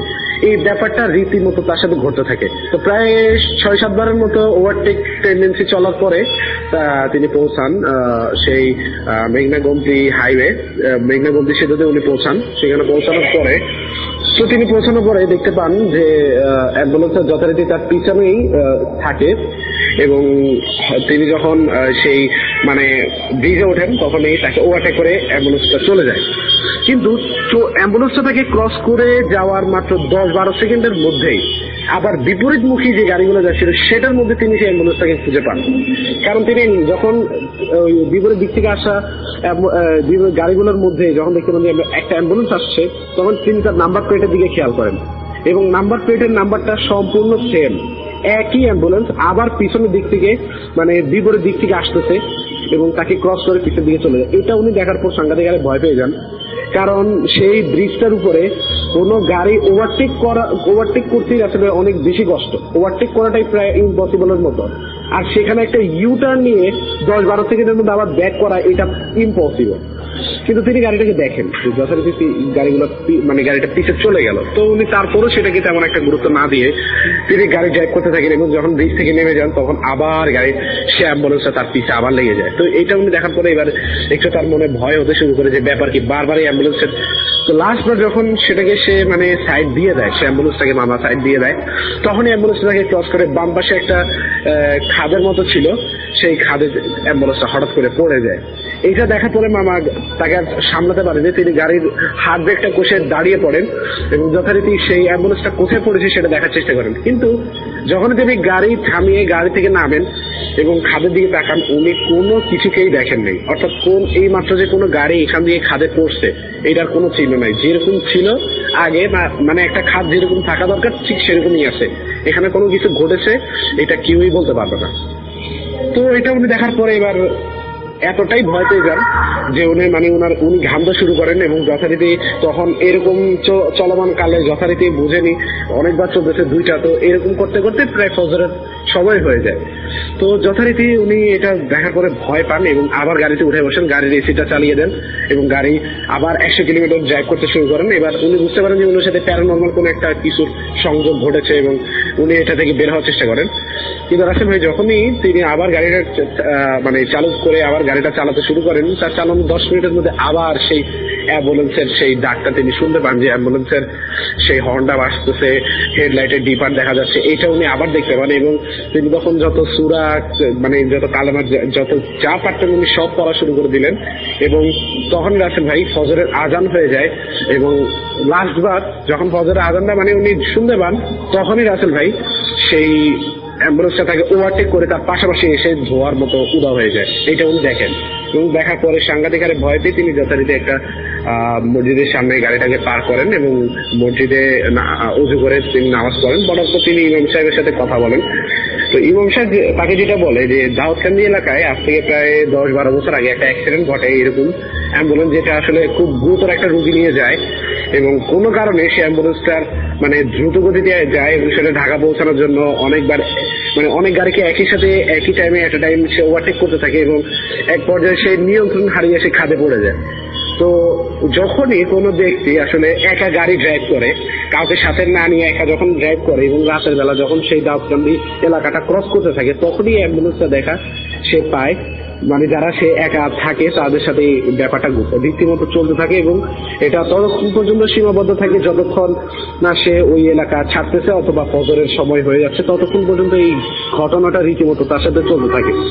এটা উনি যখন ইমাম সাহেব থেকে জানলেন, ইমাম সাহেব থেকে বলে দিলেন যে আর যেন কোনো অবস্থাতেই রাতের বেলা এইভাবে এখানে গাড়ি নিয়ে বের না হয়, বের হলেও কয়েকজনকে সাথে নিয়ে বের হওয়ার জন্য। তো রাসেল ভাই উনি যথারীতি ইমাম সাহেবের কথাগুলো বুঝতে পারেন এবং আবার গাড়ি নিয়ে উনি যথারীতি ঢাকা পৌঁছানোর পরে উনি ঢাকা মেডিকেলে যতদিন ছিলেন মামির সাথে উনি আমাদের সাথে ঘটনাটা শেয়ার করেন। তো আমাকে উনি পার্সোনালি, যেহেতু আমি ভূত এফএম শুনি এবং এইসব প্যারানর্মাল ব্যাপারে আমার যেহেতু একটু আগ্রহ আছে, উনি এটা জানতেন, তাই উনি আমার সাথে এটা পার্সোনালি শেয়ার করেছেন। তো ওইটাই আমি বললাম রাসেল ভাই আপনার সাথে। আশা করি আপনার কাছে ঘটনাটা ভালো লেগেছে এবং ভালো থাকবে রাসেল ভাই। সকল লিসেনারদেরকে অসংখ্য ধন্যবাদ।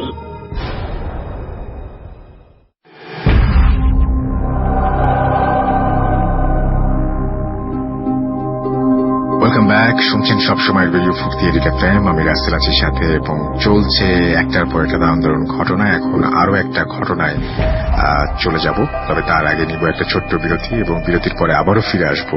সেই পর্যন্ত আমাদের সঙ্গে থাকুন। স্টেজ ইন রেডিও ফুর্তি এফএম এন্ড ডু ফুর্তি। Bhoot FM. The night comes alive with Graminphone.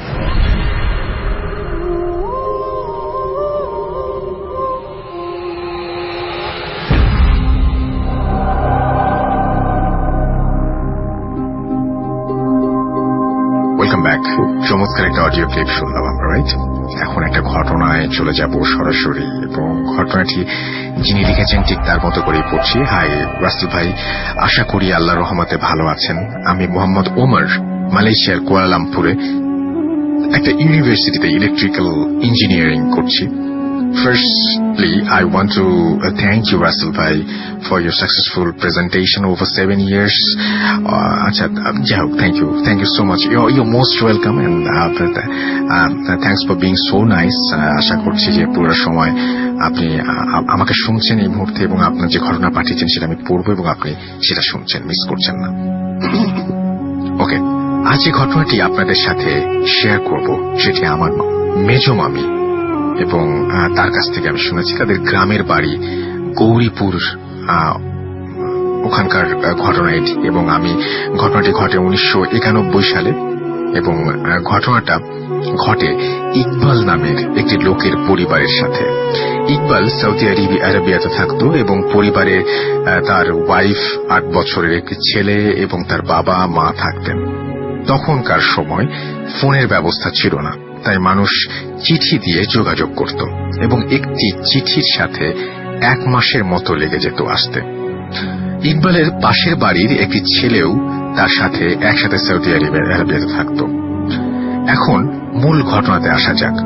ঘটনার দিন সন্ধ্যায় ইকবালের ওয়াইফ রান্না করছে, হঠাৎ শুনলো তার হাজবেন্ড ডোর নক করছে এবং ডাকছে। সে তার হাজবেন্ডকে এতদিন পর দেখে খুবই খুশি হয় এবং সে খুব অবাক হলো, যে কারণ হাজবেন্ড তো সবসময় আসার আগে চিঠি দিয়ে আসবে। তারপরও সে চিন্তা করলো যে হয়তো বা কোনো সারপ্রাইজ দিতে সে চাইছে এবং সে কারণে কেউ বলতে চায়নি, না বলে চলে এসেছে। তো ইকবাল চলে আসাতে তার বাবা মা তার ছেলে খুব খুশি এবং খুব ভালো খাবারের আয়োজন করেছে তারা। জেনারেলি বিদেশ থেকে কেউ গ্রামে আসলে আশেপাশের মানুষজন বাসায় আসে এবং তার খোঁজ খবর নিতে আসে, এবং ইকবাল বলল যে তার ভালো লাগছে না, কারোর সাথে দেখা করবে না সে। এবং ইকবাল তার মাকে বলল যে মানুষদের সবাইকে চলে যেতে বলো। তার মাও তাদেরকে বলল যে আমার ছেলে অনেক জার্নি করে এসেছে, তোমরা কালকে এসো। ইকবাল আসার সময় 2টা খুব হেভি লাগেজ নিয়ে এসেছে এবং ডিনারের পর ইকবাল তার 8 বছরের ছেলেটিকে লাগেজগুলো খুলতে চাচ্ছিল এবং বলল যে বাবা আমার জন্য কি নিয়ে এসেছো দেখবো। তো ইকবালের বাবা মা বলল যে এত খুশি, এত কিছু কি এনেছিস দেখা একটু। তো কিন্তু ইকবাল কিছুতেই লাগেজ খুলতে রাজি হলো না। তার ওয়াইফ বলল যে ছেলেটা এত করে বলছে, একটু খুলে দাও না লাগেজটা। ইকবাল তারপরও বলল না যে কালকে খুলবো লাগেজ, এই বলে তার বেডরুমে সে চলে গেল। এবং ইকবালের মা এবং তার ওয়াইফ ইকবালের আচরণে চেঞ্জটা দেখতে পেল এবং কিছু বলল না। তার ওয়াইফ তার ছেলেকে নিয়ে ঘুমাতে গেল এবং তার হাজবেন্ডের সাথেই ঘুমাতে গেল সে। ইকবালের ছেলেটি তাদের দুজনের মাঝখানে শুয়ে আছে। কিছুক্ষণ পর পর ছেলেটি বলে, বাবা আমাকে পিছে থেকে বাবা আমাকে নখ দিয়ে আঁচড় কাটছে এবং আঁচড় দিচ্ছে। তো পাশের রুম থেকে ইকবালের মা বলে উঠল যে বাচ্চাটাকে আমার কাছে দাও তো, তোমাদের ঘুমাতে ডিস্টার্ব করছে। ইকবালের ওয়াইফ বাচ্চাটাকে কোলে করে দাদির কাছে দিয়ে আসলো আর তার শাশুড়িকে বলল, মা আপনার ছেলে বিদেশ থেকে আসার পর কেমন যেন বিহেভ করছে অন্যরকম, আমার কেমন যেন লাগছে, আমার ঠিক ভালো মনে হচ্ছে না। শাশুড়ি তাকে বলল যে অনেক জার্নি করে এসছে তো তাই মনে হয় এমন করছে। ইকবালের ওয়াইফ তারপর ডোর লক করে বেডরুমে ফিরে আসলো। সকালে ইকবালের মা উঠল এবং দেখল যে ভালো টাইম হয়েছে, অনেক সময় হয়ে গেছে, কিন্তু এখনো তার ছেলে বা ছেলের বউ ওঠে নাই। সে ভাবলো অনেকদিন পর ছেলে এসছে এবং তাদেরকে আর ডাকার দরকার নেই। এই ভেবে সে নাস্তা রেডি করতে লাগলো। নাস্তা রেডি হতে হতে প্রায় 9টা বা 10টা বেজে গেল। গ্রামের সবাই তাড়াতাড়ি ঘুম থেকে ওঠে। এত লেট না করে সে ইকবালের রুমে গিয়ে ডোর নক করতে থাকে, কিন্তু কেউ কোনো সাড়া শব্দ করে না। তার দেখা দেখিতে বাড়ির আশেপাশের সবাই চলে আসে, সবাই ডাক থাকে এবং ডোর নক করে, কিন্তু কেউ খোলে না, ভেতর থেকে কেউই খোলে না। অনেকক্ষণ পর তারা বাধ্য হয় দরজা ভাঙতে। দরজা ভেঙে দেখলো যে রুমে কেউ নেই। তারা আশেপাশে খুঁজতে থাকলো, কিন্তু কোথাও তার ছেলে বা ওয়াইফের খোঁজ পাওয়া যায় না। 2 দিন পর তাদের গ্রামের 2টি গ্রাম পরে একটা শ্মশানের পাশে বট গাছের ওপর ইকবালের ওয়াইফের ডেড বডি পাওয়া যায় এবং পুলিশ পোস্টমর্টমের জন্য সেটা নিয়ে যায় এবং অটোপসি রিপোর্টে জানা যায় যে তাকে কেউ হত্যা করেছে এবং তার অনেক জঘন্যভাবে, সেটা আমি আর উল্লেখ না করি। এবং তাকে খবর দিয়ে গ্রামের লোকজন তার ঘরে তাকে নিয়ে আসে।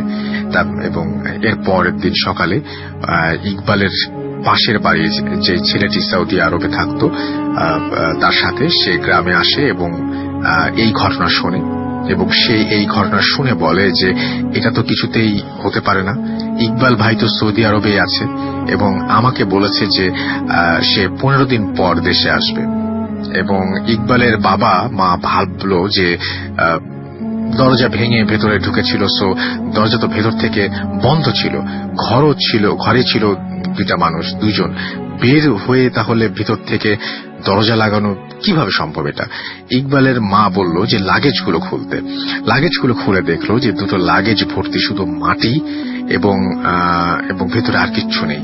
ইকবালের বাবা ইকবালকে চিঠি দিয়ে বলল দেশে চলে আসার জন্য এবং তার ওয়াইফের মৃত্যুর খবরও তাকে বলল না। ইকবাল কিছুদিন পর চলে আসলো এবং দেশে এসে তার ওয়াইফের মৃত্যুর সংবাদ শুনে খুবই কষ্ট পেল এবং তাদের প্রেমের বিয়ে ছিল এবং ইকবাল তার ওয়াইফকে খুব ভালোবাসতো। ওয়াইফের সাথে সে ওয়াইফের সাথে না থাকায় সে মেন্টালি দিনের পর দিন আনস্টেবল হয়ে গেল এবং একটা সময় সে মেন্টাল হসপিটালে ভর্তি হয়ে গেল এবং তাদের গ্রামের এক হুজুর বলে যে এই লোকটা আসলে একটা জিন ছিল যে ইকবালের ওয়াইফের ওপর আসর করেছে এবং এই জন্যই ইকবালের রূপ নিয়ে এসেছিল এবং আরো অন্য মানুষরা এক একজন বিভিন্ন রকমের রিজন দিয়েছেন। এই ঘটনা গৌরীপুরের অনেক মানুষ জানে এবং আমার মামির কিছু ফ্যামিলি মেম্বার্সও নাকি ওই ইকবালের বাড়িতে গিয়েছিল এবং এই ঘটনার পর আমার মামি আমাকে এই ঘটনাটা সত্যি বলে আশ্বস্ত করেছেন এবং তাই আমি শেয়ার করলাম। ভালো লাগলে পড়ে শোনাবেন রাসেল ভাই। এই ছিল ঘটনা এবং ভূত এফএমে শোনা আরো কিছু ঘটনা এমন হয় যে দরজা জানালা ভেতর থেকে বন্ধ, বাট মানুষ ঘর থেকে ডিসঅ্যাপিয়ার হয়ে যায়। বাট এটা কিভাবে সম্ভব যে আমাকে ভাবায় যে এইসব প্যারানর্মাল জিনিসগুলো আমি তার কোনো কুল কিনারা করতে পারা যায় না, আসলে সত্যিই তাই। এবং একটা মানুষ বিদেশে আছে এবং তার রূপ ধরে আর একটা মানুষ আসবে এবং এরকম ঘটনা ঘটিয়ে চলে যাবে, এটা তো আশ্চর্যজনক ঘটনা। তো এই ঘটনাটি আশা করছি আপনাদের অনেক ভালো লেগেছে, আমি তাই মনে করি আর কি। তো আরো একবার মনে করে দিই, আমাদের ফেসবুকের অ্যাড্রেস হচ্ছে www.facebook.com/radio.furti and www.facebook.com/bhutfm.russell। এই দুটো পেজে এসে আপনি ভিজিট করতে পারেন। আপনি যদি ঘটনা পাঠাতে চান তাহলে চলে যান সরাসরি ভূত এফএম @radiofurti.fm এই অ্যাড্রেসে এবং এই অ্যাড্রেসে আপনি আপনার নাম, ঠিকানা এবং ফোন নাম্বার সহ আপনার জীবনে ঘটে যাওয়া বা আপনার জানা ঘটনা লিখে শেয়ার করুন। ঘটনার শুরুতে অবশ্যই উল্লেখ করুন যে ঘটনাটা আপনি স্টুডিওতে এসে শেয়ার করতে চান নাকি আপনি চান আপনার ঘটনা আমরা পড়ে শোনাই। যারা দেশের বাইরে রয়েছেন তারা সরাসরি অডিও ক্লিপ শেয়ার করতে পারেন আমাদের সাথে। চলে যাব অন দ্যাট নোট একটা অডিও ক্লিপে, and keep listening.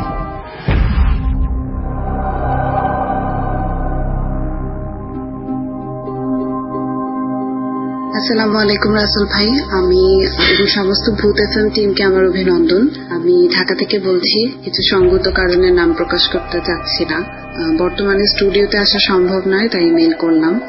আমি এখন যে ঘটনাটি বলবো, ঘটনাটির সাথে জানুয়ারি মাসের শেষ শুক্রবার ভূত এফএম একটি ঘটনা বলেছিলেন একজন, সেই ঘটনাটির একটু মিল রয়েছে। আমি বলছি না দুটি ঘটনা সম্পর্কিত, আমি শুধু বলছি একটু মিল রয়েছে। আমি যখন ঘটনাটি বলবো রাসেল ভাই ধরতে কোথায় মিলটা রয়েছে। তো আমি ঘটনাটি বলছি। ঘটনাটি আমার এক আত্মীয় নানুর কাছ থেকে শুনেছে এবং সে আমাকে বলেছে। তো আমি ঘটনাটি বলছি। আমার সে নানুর খালাতো ভাইয়ের ঘটনা, অর্থাৎ আমার সে আমি নানা সম্বোধন করে বলছি। উনি আর্থিকভাবে বেশ সচ্ছল ছিলেন, তাদের বেশ জমি জমা ছিল, 4-5টা গরু ছিল এবং পৈতৃকভাবে বেশ বড় একটা বাড়ি পেয়েছিলেন। তো উনাদের বেশ ভালোভাবেই দিন যাচ্ছিল। তো ওনার স্ত্রী গরুগুলোকে দেখাশোনা করতেন এবং প্রতিদিন দুধ দুইয়ে একটি পাত্রে রাখতেন এবং আমার সে নানা সকালবেলা কাজ সেরে বা তার নির্দিষ্ট কাজগুলো শেষ করে জমি জমা বা যাবতীয় যাই থাকুক না কেন সেটা শেষ করে সে দুধের পাত্রটাকে নিয়ে বিভিন্ন জায়গায় দিতেন। কোনো জায়গায় সেটা বিক্রি করতেন, কোনো জায়গায় এমনিতেও দিতেন। এভাবেই তাদের দিন চলছিল। তো একদিন সে নানা যখন আসেন বাসায় দুপুরে খাবার খেয়ে যখন বের হবেন, উনি দুধের পাত্রটা আনতে গিয়ে দেখেন দুধের পাত্রে কোনো দুধ নেই। তো ওনার স্ত্রী সে সময় সন্তান সম্ভবা ছিলেন। তো উনি ব্যাপারটা খুব স্বাভাবিকভাবে নেন এবং ধরে নেন যে উনি ভুলে গেছেন। তো পরদিন একই ঘটনা ঘটে। তো উনি ওনার স্ত্রীকে বলেন, তুমি বেশি অসুস্থ কিনা, ঠিকভাবে করতে পারছো না বা কোনো সমস্যা হচ্ছে কিনা। তো ওনার স্ত্রী খুব অবাক হয়ে বলেন, আমি তো কতদিনও দুধ দুইয়ে রেখেছিলাম, আজকেও করেছে। তো উনি ওনাকে আর স্ট্রেস দেন না, খুব স্বাভাবিকভাবে বলেন যে আচ্ছা ঠিক আছে, হয়তো কেউ নিয়ে গেছে বা আমি একজনকে বলেছিলাম নিয়ে যেতে, আমি ভুলে গেছি। উনি আর ওনাকে স্ট্রেস দেন না। তো তৃতীয় দিন তার স্ত্রী রাতে তাকে জিজ্ঞেস করেন, আমি তো জিজ্ঞেস করতে ভুলে গেছি, আজকে কোনো সমস্যা হচ্ছিল, পেয়েছিলে তো, পাত্রে দুধ ছিল তো? তো ওনার স্বামী আসলে ওই দিনও ছিল না। তো ওনার স্বামী বলেন হ্যাঁ আমি পেয়েছি। তো ওনার স্ত্রী একে তো সন্তান সম্ভাবনা ছিলেন, বেশ বড় বাড়ি ছিল তাদের, আর ছোট্ট একটা ছেলে ছিল তাদের, আর কেউই ছিল না। আর ওনাদের একটা হেল্পিং হ্যান্ড ছিল, আমার ওই নানার চাচি খুব সম্ভবত উনি থাকতেন। উনিও বয়স্ক ছিলেন কিন্তু সাহায্য করতেন, ওনার স্ত্রীর সাথে সর্বক্ষণ থাকতেন। তো এত কিছু আসলে টেক কেয়ার করা এই দুজনের পক্ষে সম্ভব ছিল না। তো আমার নানা সিদ্ধান্ত নেন যে উনি একদিন বাড়িতে থেকে পুরো ব্যাপারটা পর্যবেক্ষণ করবেন। তো উনি এই ব্যাপারে ওনার স্ত্রীকে বা ওনার চাচিকে কাউকে কিছু বলেন না। উনি সকালবেলা প্রতিদিনের মতো কাজে বেরিয়ে যান এবং একটু পরে চুপ করে বাড়িতে আড়াল হয়ে ঢুকে বসে থাকেন এবং এমন জায়গায় বসেন যেখান থেকে সে বাড়ির দুয়ারটা, রান্নাঘর, গোয়াল ঘর, বাড়িতে ঢুকার বের হওয়ার রাস্তা, মানে এগুলো দেখা যায়। এরকম একটা জায়গায় সে থাকেন আড়াল হয়ে। তো ওনার স্ত্রী প্রতিদিনের মতো কাজ করেন, গরুকে গোসল করান, দুধ দুয়ে একটি পাত্রে দুধ রেখে নিজেও গোসল করেন, গোসল করে বিশ্রাম নিতে ভিতরে চলে যান। তো উনি দেখেন দুপুর নাগাদ একটি সাপ রান্নাঘরের দিকে যাচ্ছে। তো উনি সাপটার পিছু নিয়ে দেখতে পেলেন সাপটা পাত্র থেকে দুধ খাচ্ছে। তো উনি ঘটনাটা বুঝে ফেলেন, বা হয়তো এরকমই হয়ে আসছিল দেখে সে এসে দুধ পাচ্ছিল না। তো তিনি হাতের কাছে যা পান সেটি দিয়ে সাপকে আঘাত করেন এবং সাপটিকে মেরে ফেলেন। তো এসব ঘটনা আর উনি আর ওনার স্ত্রীকে বলেন না। একা থাকেন বাসায়, সাপ আসবে শুনে হয়তো ভয় পাবে, তাই মানে কোনো একটা কারণ উনি বলেন না। পরের দিন ফজরের নামাজ পড়তে আমার সে নানা উঠেন এবং যখন সে নামাজে যায় তখন তার সামনে একটি সাদা পাঞ্জাবি পরা লোক আসেন এবং বলে, এখানে একটি জানাজা হবে, আপনি কে জানাজায় সামিল হতে হবে। তো আমার সে নানা কোনো কিছু না ভেবেই রাজি হয়ে যায় সে জানাজায় সামিল হবার জন্য। তো যখন সে জানাজায় আদায় করেন, আদায়ের পর লাশের খাটিয়া দেখে বুঝতে পারেন এটা খুব ছোট্ট একটা ছেলের লাশ, সর্বোচ্চ 10 বছর হবে। উনি জিজ্ঞেস করেন ওই লোকটিকে কিভাবে মারা গেছে ছেলেটি। তো তাকে জিজ্ঞেস করেন উনি ছেলের বাবা ছিল, ওই লোকটি যে লোকটি ওনাকে ডেকে নিয়ে আসে। তো ছেলেটির বাবা বলে ওর পা কেটে ফেলা হয়েছে। তো এবং তিনি আরো বলেন ওকে তুমি মেরেছ। তো আমার সে নানা হতভম্ব হয়েছে, কি বলছি না আমি মেরেছি। তো ওই ছেলেটির বাবা খুবই ঠান্ডা মাথায়, মানে কোনো চিৎকার চেঁচামেচি না, খুব ঠান্ডা মাথায় বলে, আজকে সকালে যে সাপটির পা তুমি কেটে ফেলেছিলে এটা সেই ছেলে, যে সাপের পা কেটে তুমি সাপটিকে মেরে ফেলেছিলে। উনি কিন্তু সাপের লেজ বলে না, সাপের পা বলে। তারপর আমার ওই নানার কিচ্ছু মনে নেই, উনি সম্ভবত অজ্ঞান হয়ে যান।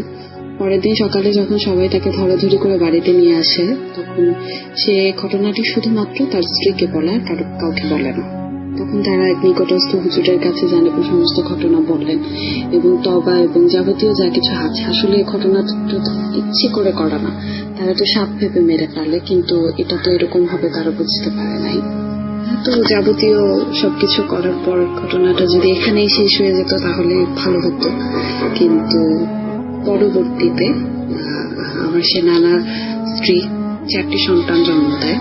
4টি সন্তানেরই পা ছিল না, নিচের অংশ ছিল না, উপরের অংশটুকু ছিল, পা দুটো পাই ছিল না এবং বাচ্চাগুলো 15 থেকে 20 দিনের মধ্যে মারা যায়, 4টা বাচ্চাই। এবং তার যে একটা ছেলে ছিল, ওই ছেলেটা একদিন খেলতে গিয়ে গাছের উপর থেকে পড়ে পা ভেঙে ফেলে এবং সেও সপ্তাহখানিকের মধ্যে মারা যায়।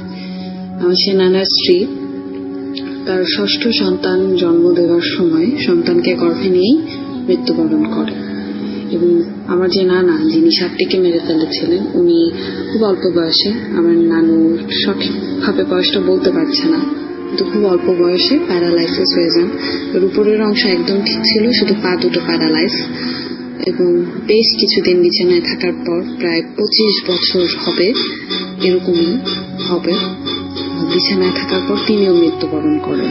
এবং তার কোনো ভাই ছিল না, ফলে আমার সেই নানার কোনো বংশধর নেই এবং তাদের বংশটা বিলুপ্ত হয়ে গেছে। আমার সেই নানু আছে আর তাদের বংশে আর এখন কেউ নেই। এই ছিল আমার ঘটনা রাসেল ভাই।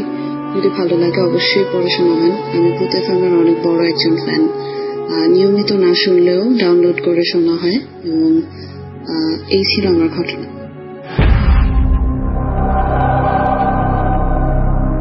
Welcome back. শুনছেন সবসময় রেডিও ফুর্তি এফএম, আমি রাসেল আজির সাথে, এবং চলছে ভূত এফএম।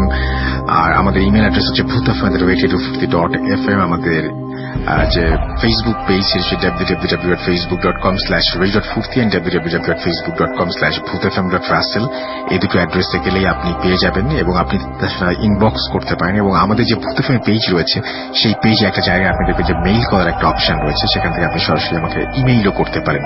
যাই হোক, কথা না বাড়িয়ে চলে যাব বিরতিতে, এবং বিরতির পরে আবারও ফিরে আসবো। সেই পর্যন্ত আমার সঙ্গেই থাকুন। স্টে টিউনড ফর রেডিও ফুর্তি, রেড এফএম এন্ড রেডিও ফুর্তি comes alive with Grameenphone.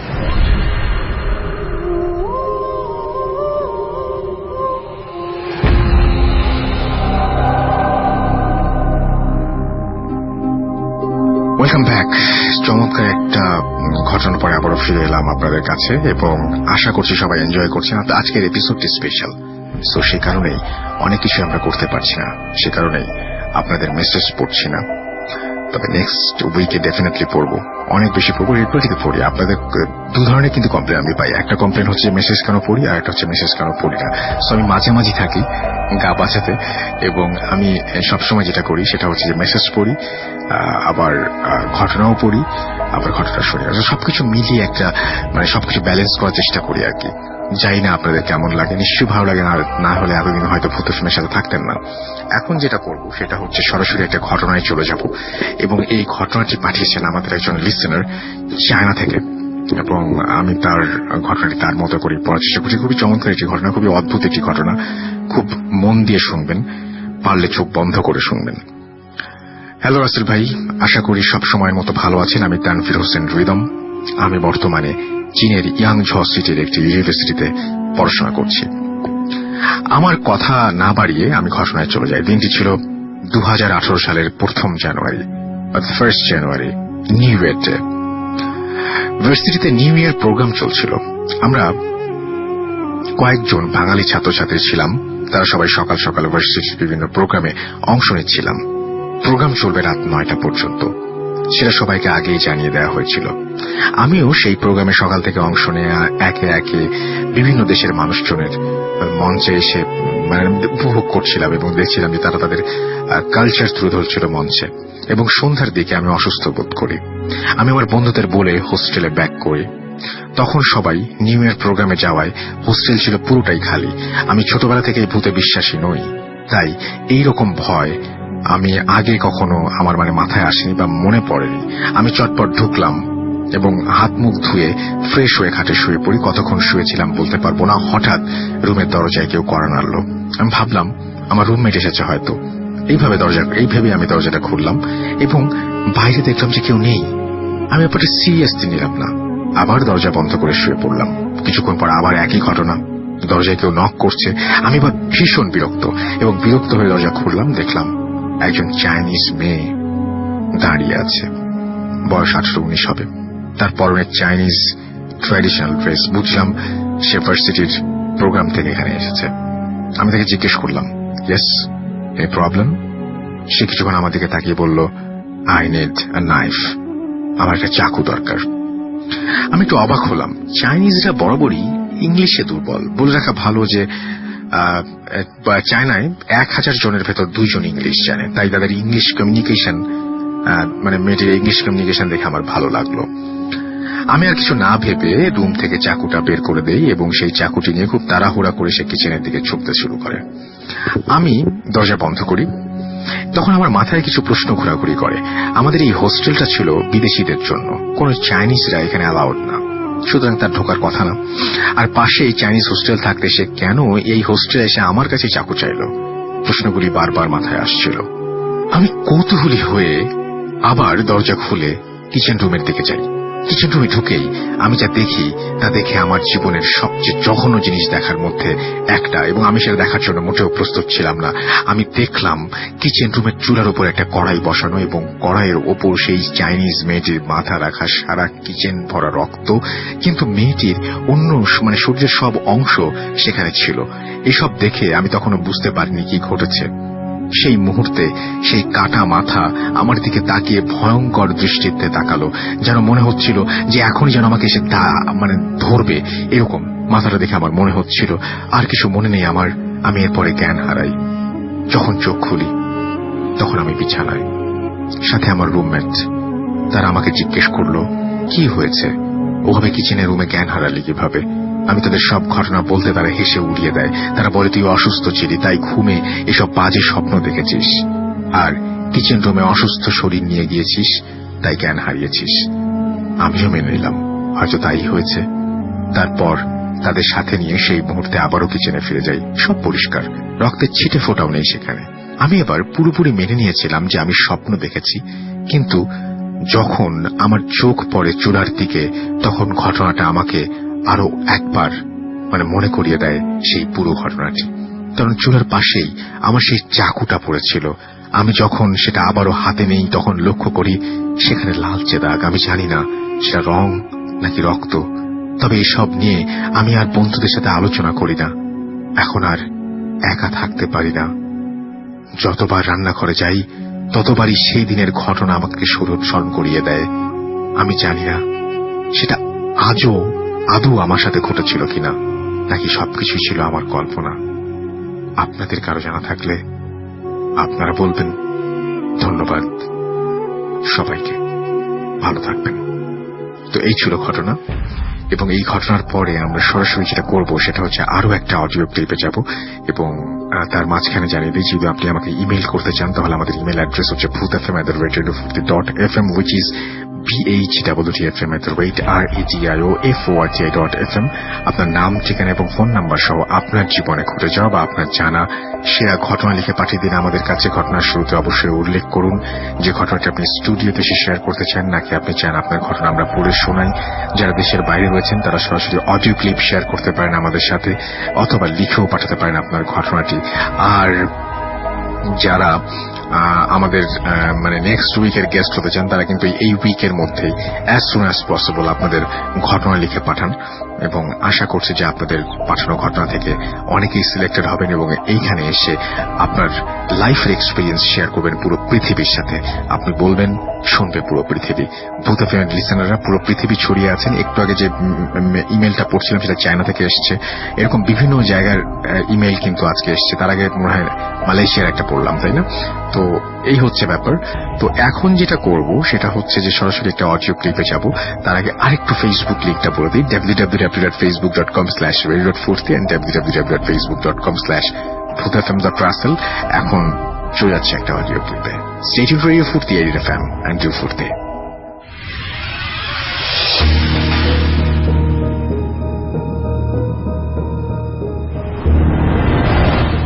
আসসালামু আলাইকুম রাসেল ভাই, আমি মোহাম্মদ শাহিন রাজ।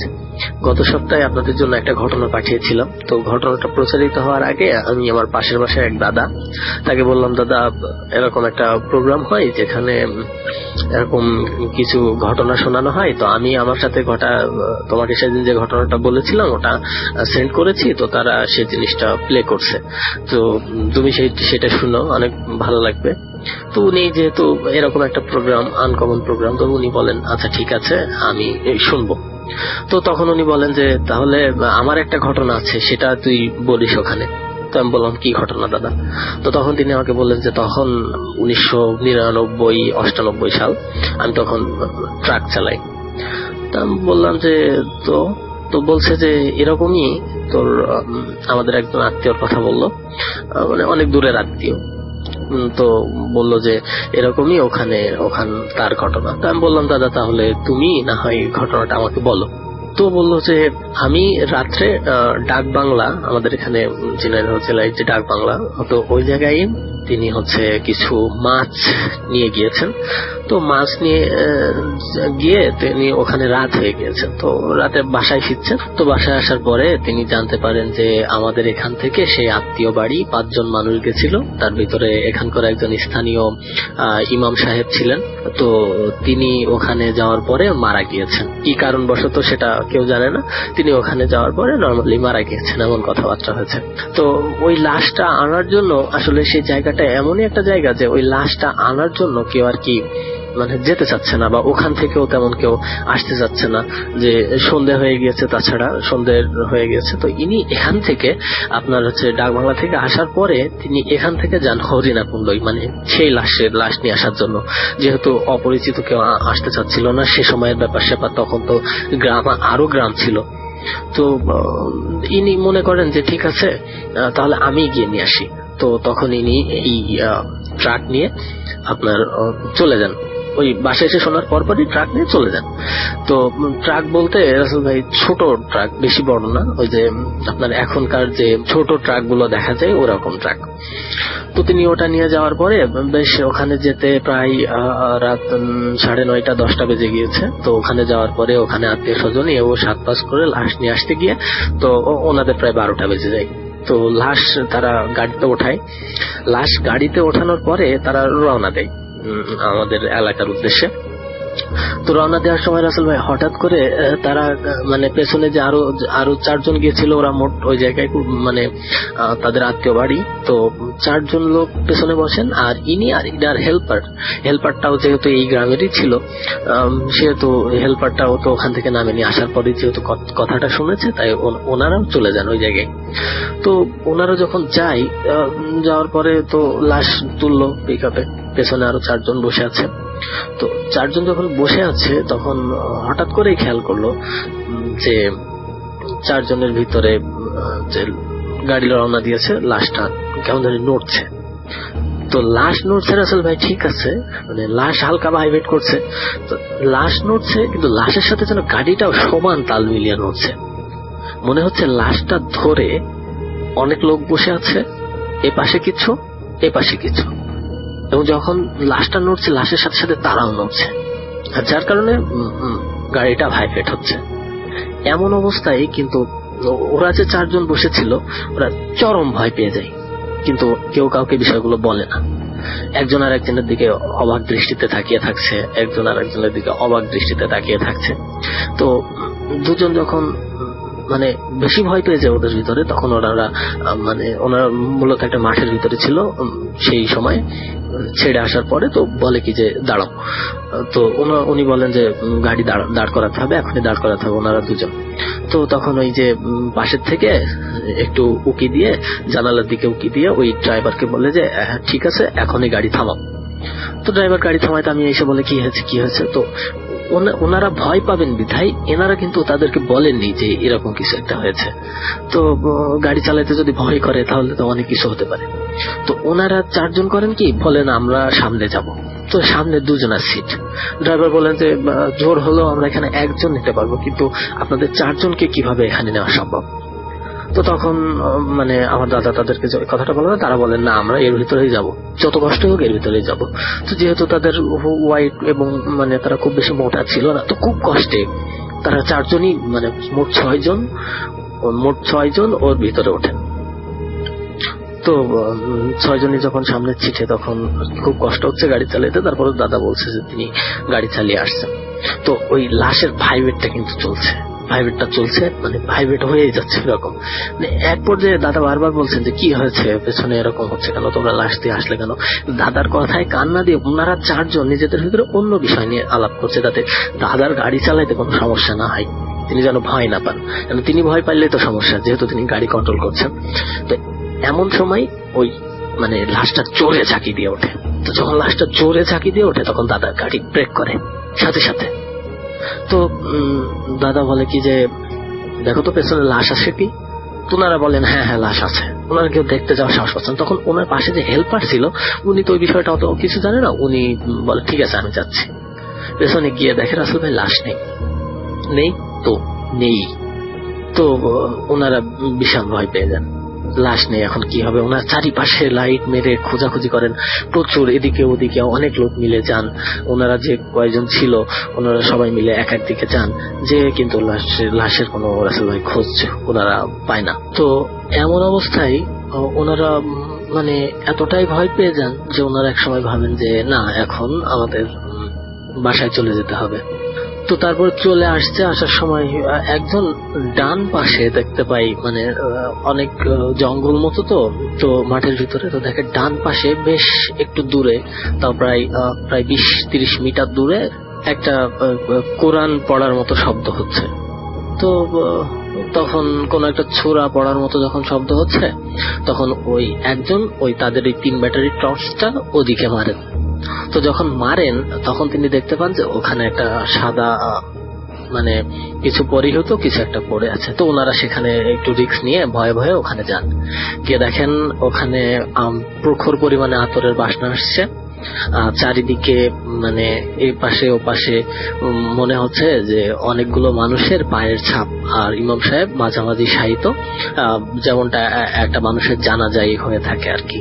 তো তারপরে ওনারা ওখানে ভয় পান খুব, কি করবে কিছু বুঝতে পারে না, গাড়ি এত দূর, লাশ এত দূর, এটা কি করে সম্ভব। তো রাসেল ভাই তারপরে ওনাকে ওখান থেকে ওনারা কালেমা পড়তে পড়তে ওখান থেকে গাড়িতে ওঠান এবং অনেক কষ্টে রাসেল ভাই সেরাতে অনেক আস্তে গাড়ি চালিয়ে অনেক কষ্টে বাসায় ফিরে আসেন। তো তখন বাসায় আসা পর্যন্ত আর কোনো সমস্যা হয়নি। তো এটাই ছিল রাসেল ভাই ঘটনা। যদি ভালো লাগে অবশ্যই শেয়ার করবেন, আর ভূত এফএমের সকল লিসেনারকে আমার পক্ষ থেকে শুভেচ্ছা। ধন্যবাদ মাসুম ভাইকেও সাথে থাকার জন্য। ভালো থাকবেন। আসসালামু আলাইকুম।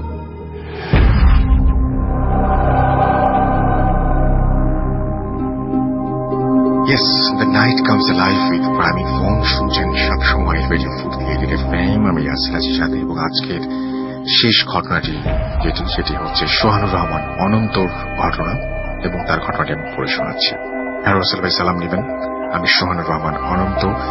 ভূত এফএমের আজ যে ঘটনাটি শেয়ার করব সেটা চাঁদপুরে আমার গ্রামের একটি ঘটনা। ঘটনাটি শেয়ার করার আগে সবাইকে একটা কথাই বলবো, বিশ্বাস করা না করা পুরোপুরি আপনাদের ব্যাপার, কারণ ঘটনাটি যার সাথে ঘটে সেটা সাক্ষী হয়ে থাকে।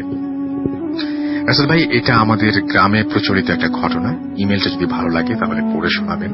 ঘটনাটি 1985 সালে ঘটেছিল, এবং এই ঘটনাটি আমাদের গ্রামের লোকমান নামে একটা ছেলে ছিল, এবং গ্রামের বাড়িতে একটা কবরস্থান থাকে, এটা সবাই জানে। তেমনি লোকমানের বাড়িতে যাওয়ার সময় একটা কবরস্থান পার হতে হতো, এবং এটাই ছিল তাদের রাস্তা। কবরস্থানটি অনেক দিনের পুরনো। এক রাতে লোকমান বাড়ি ফিরছিল, সে খুব সাহসী ছিল।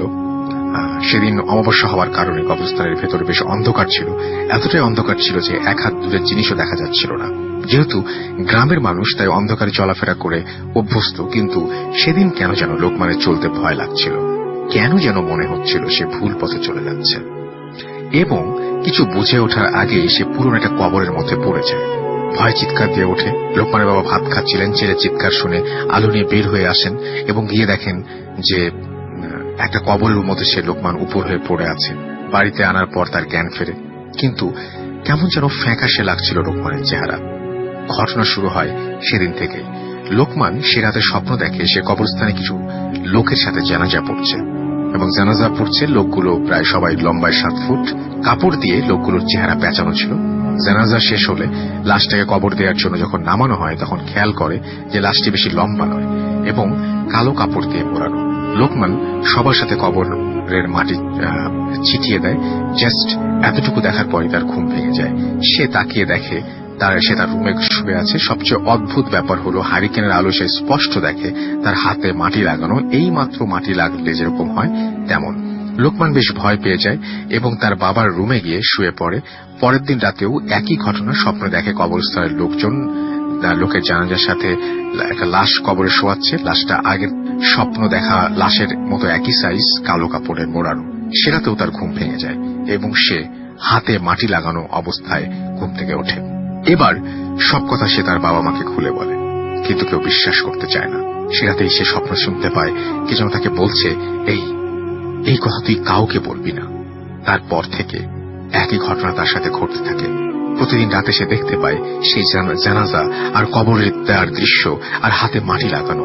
প্রতিদিন তার বাবা মা তার হাতে মাটি লাগানো দেখে অবশেষ তাকে একটা হুজুরের কাছে নিয়ে যায়। সব শুনে হুজুর বলেন খুব খারাপ কিছু একটা লোকমানের পিছু নিয়েছে। তিনি লোকমানের হাতে একটা তাবিজ দেন এবং কিছু নিয়ম মেনে চলতে বলেন। সেদিন রাতে লোকমান শুনতে পায় কে যেন বলছে, তোকে না বলেছিলাম, শুনলি না, এবার তাহলে দেখ তোর কি হয়। এভাবে অনেক দিন কেটে যায়। একদিন রাতে লোকমান ও তার চাচাতো ভাই মাহফিল শুনে বাসায় আসছিল। তখন রাত প্রায় 1টা বাজে। তারা একটি বিলের মাছ দিতে যাচ্ছিল। হঠাৎ লোকমানের চাচা অসুস্থ হয়ে পড়েন এবং মাঠের মাঝখানে বসে পড়েন। শীতের রাত ছিল, তখন লোকালয় ছিল মাঠ থেকে অনেক দূরে। লোকমান কোনো উপায় না পেয়ে চাচাতো ভাইকে বলল, তুই চাচার কাছে থাক, আমি দেখি কাউকে ডেকে আনতে পারি কিনা। সে এরপর হাঁটতে শুরু করে। অন্ধকার রাত, কোথাও কেউ নেই।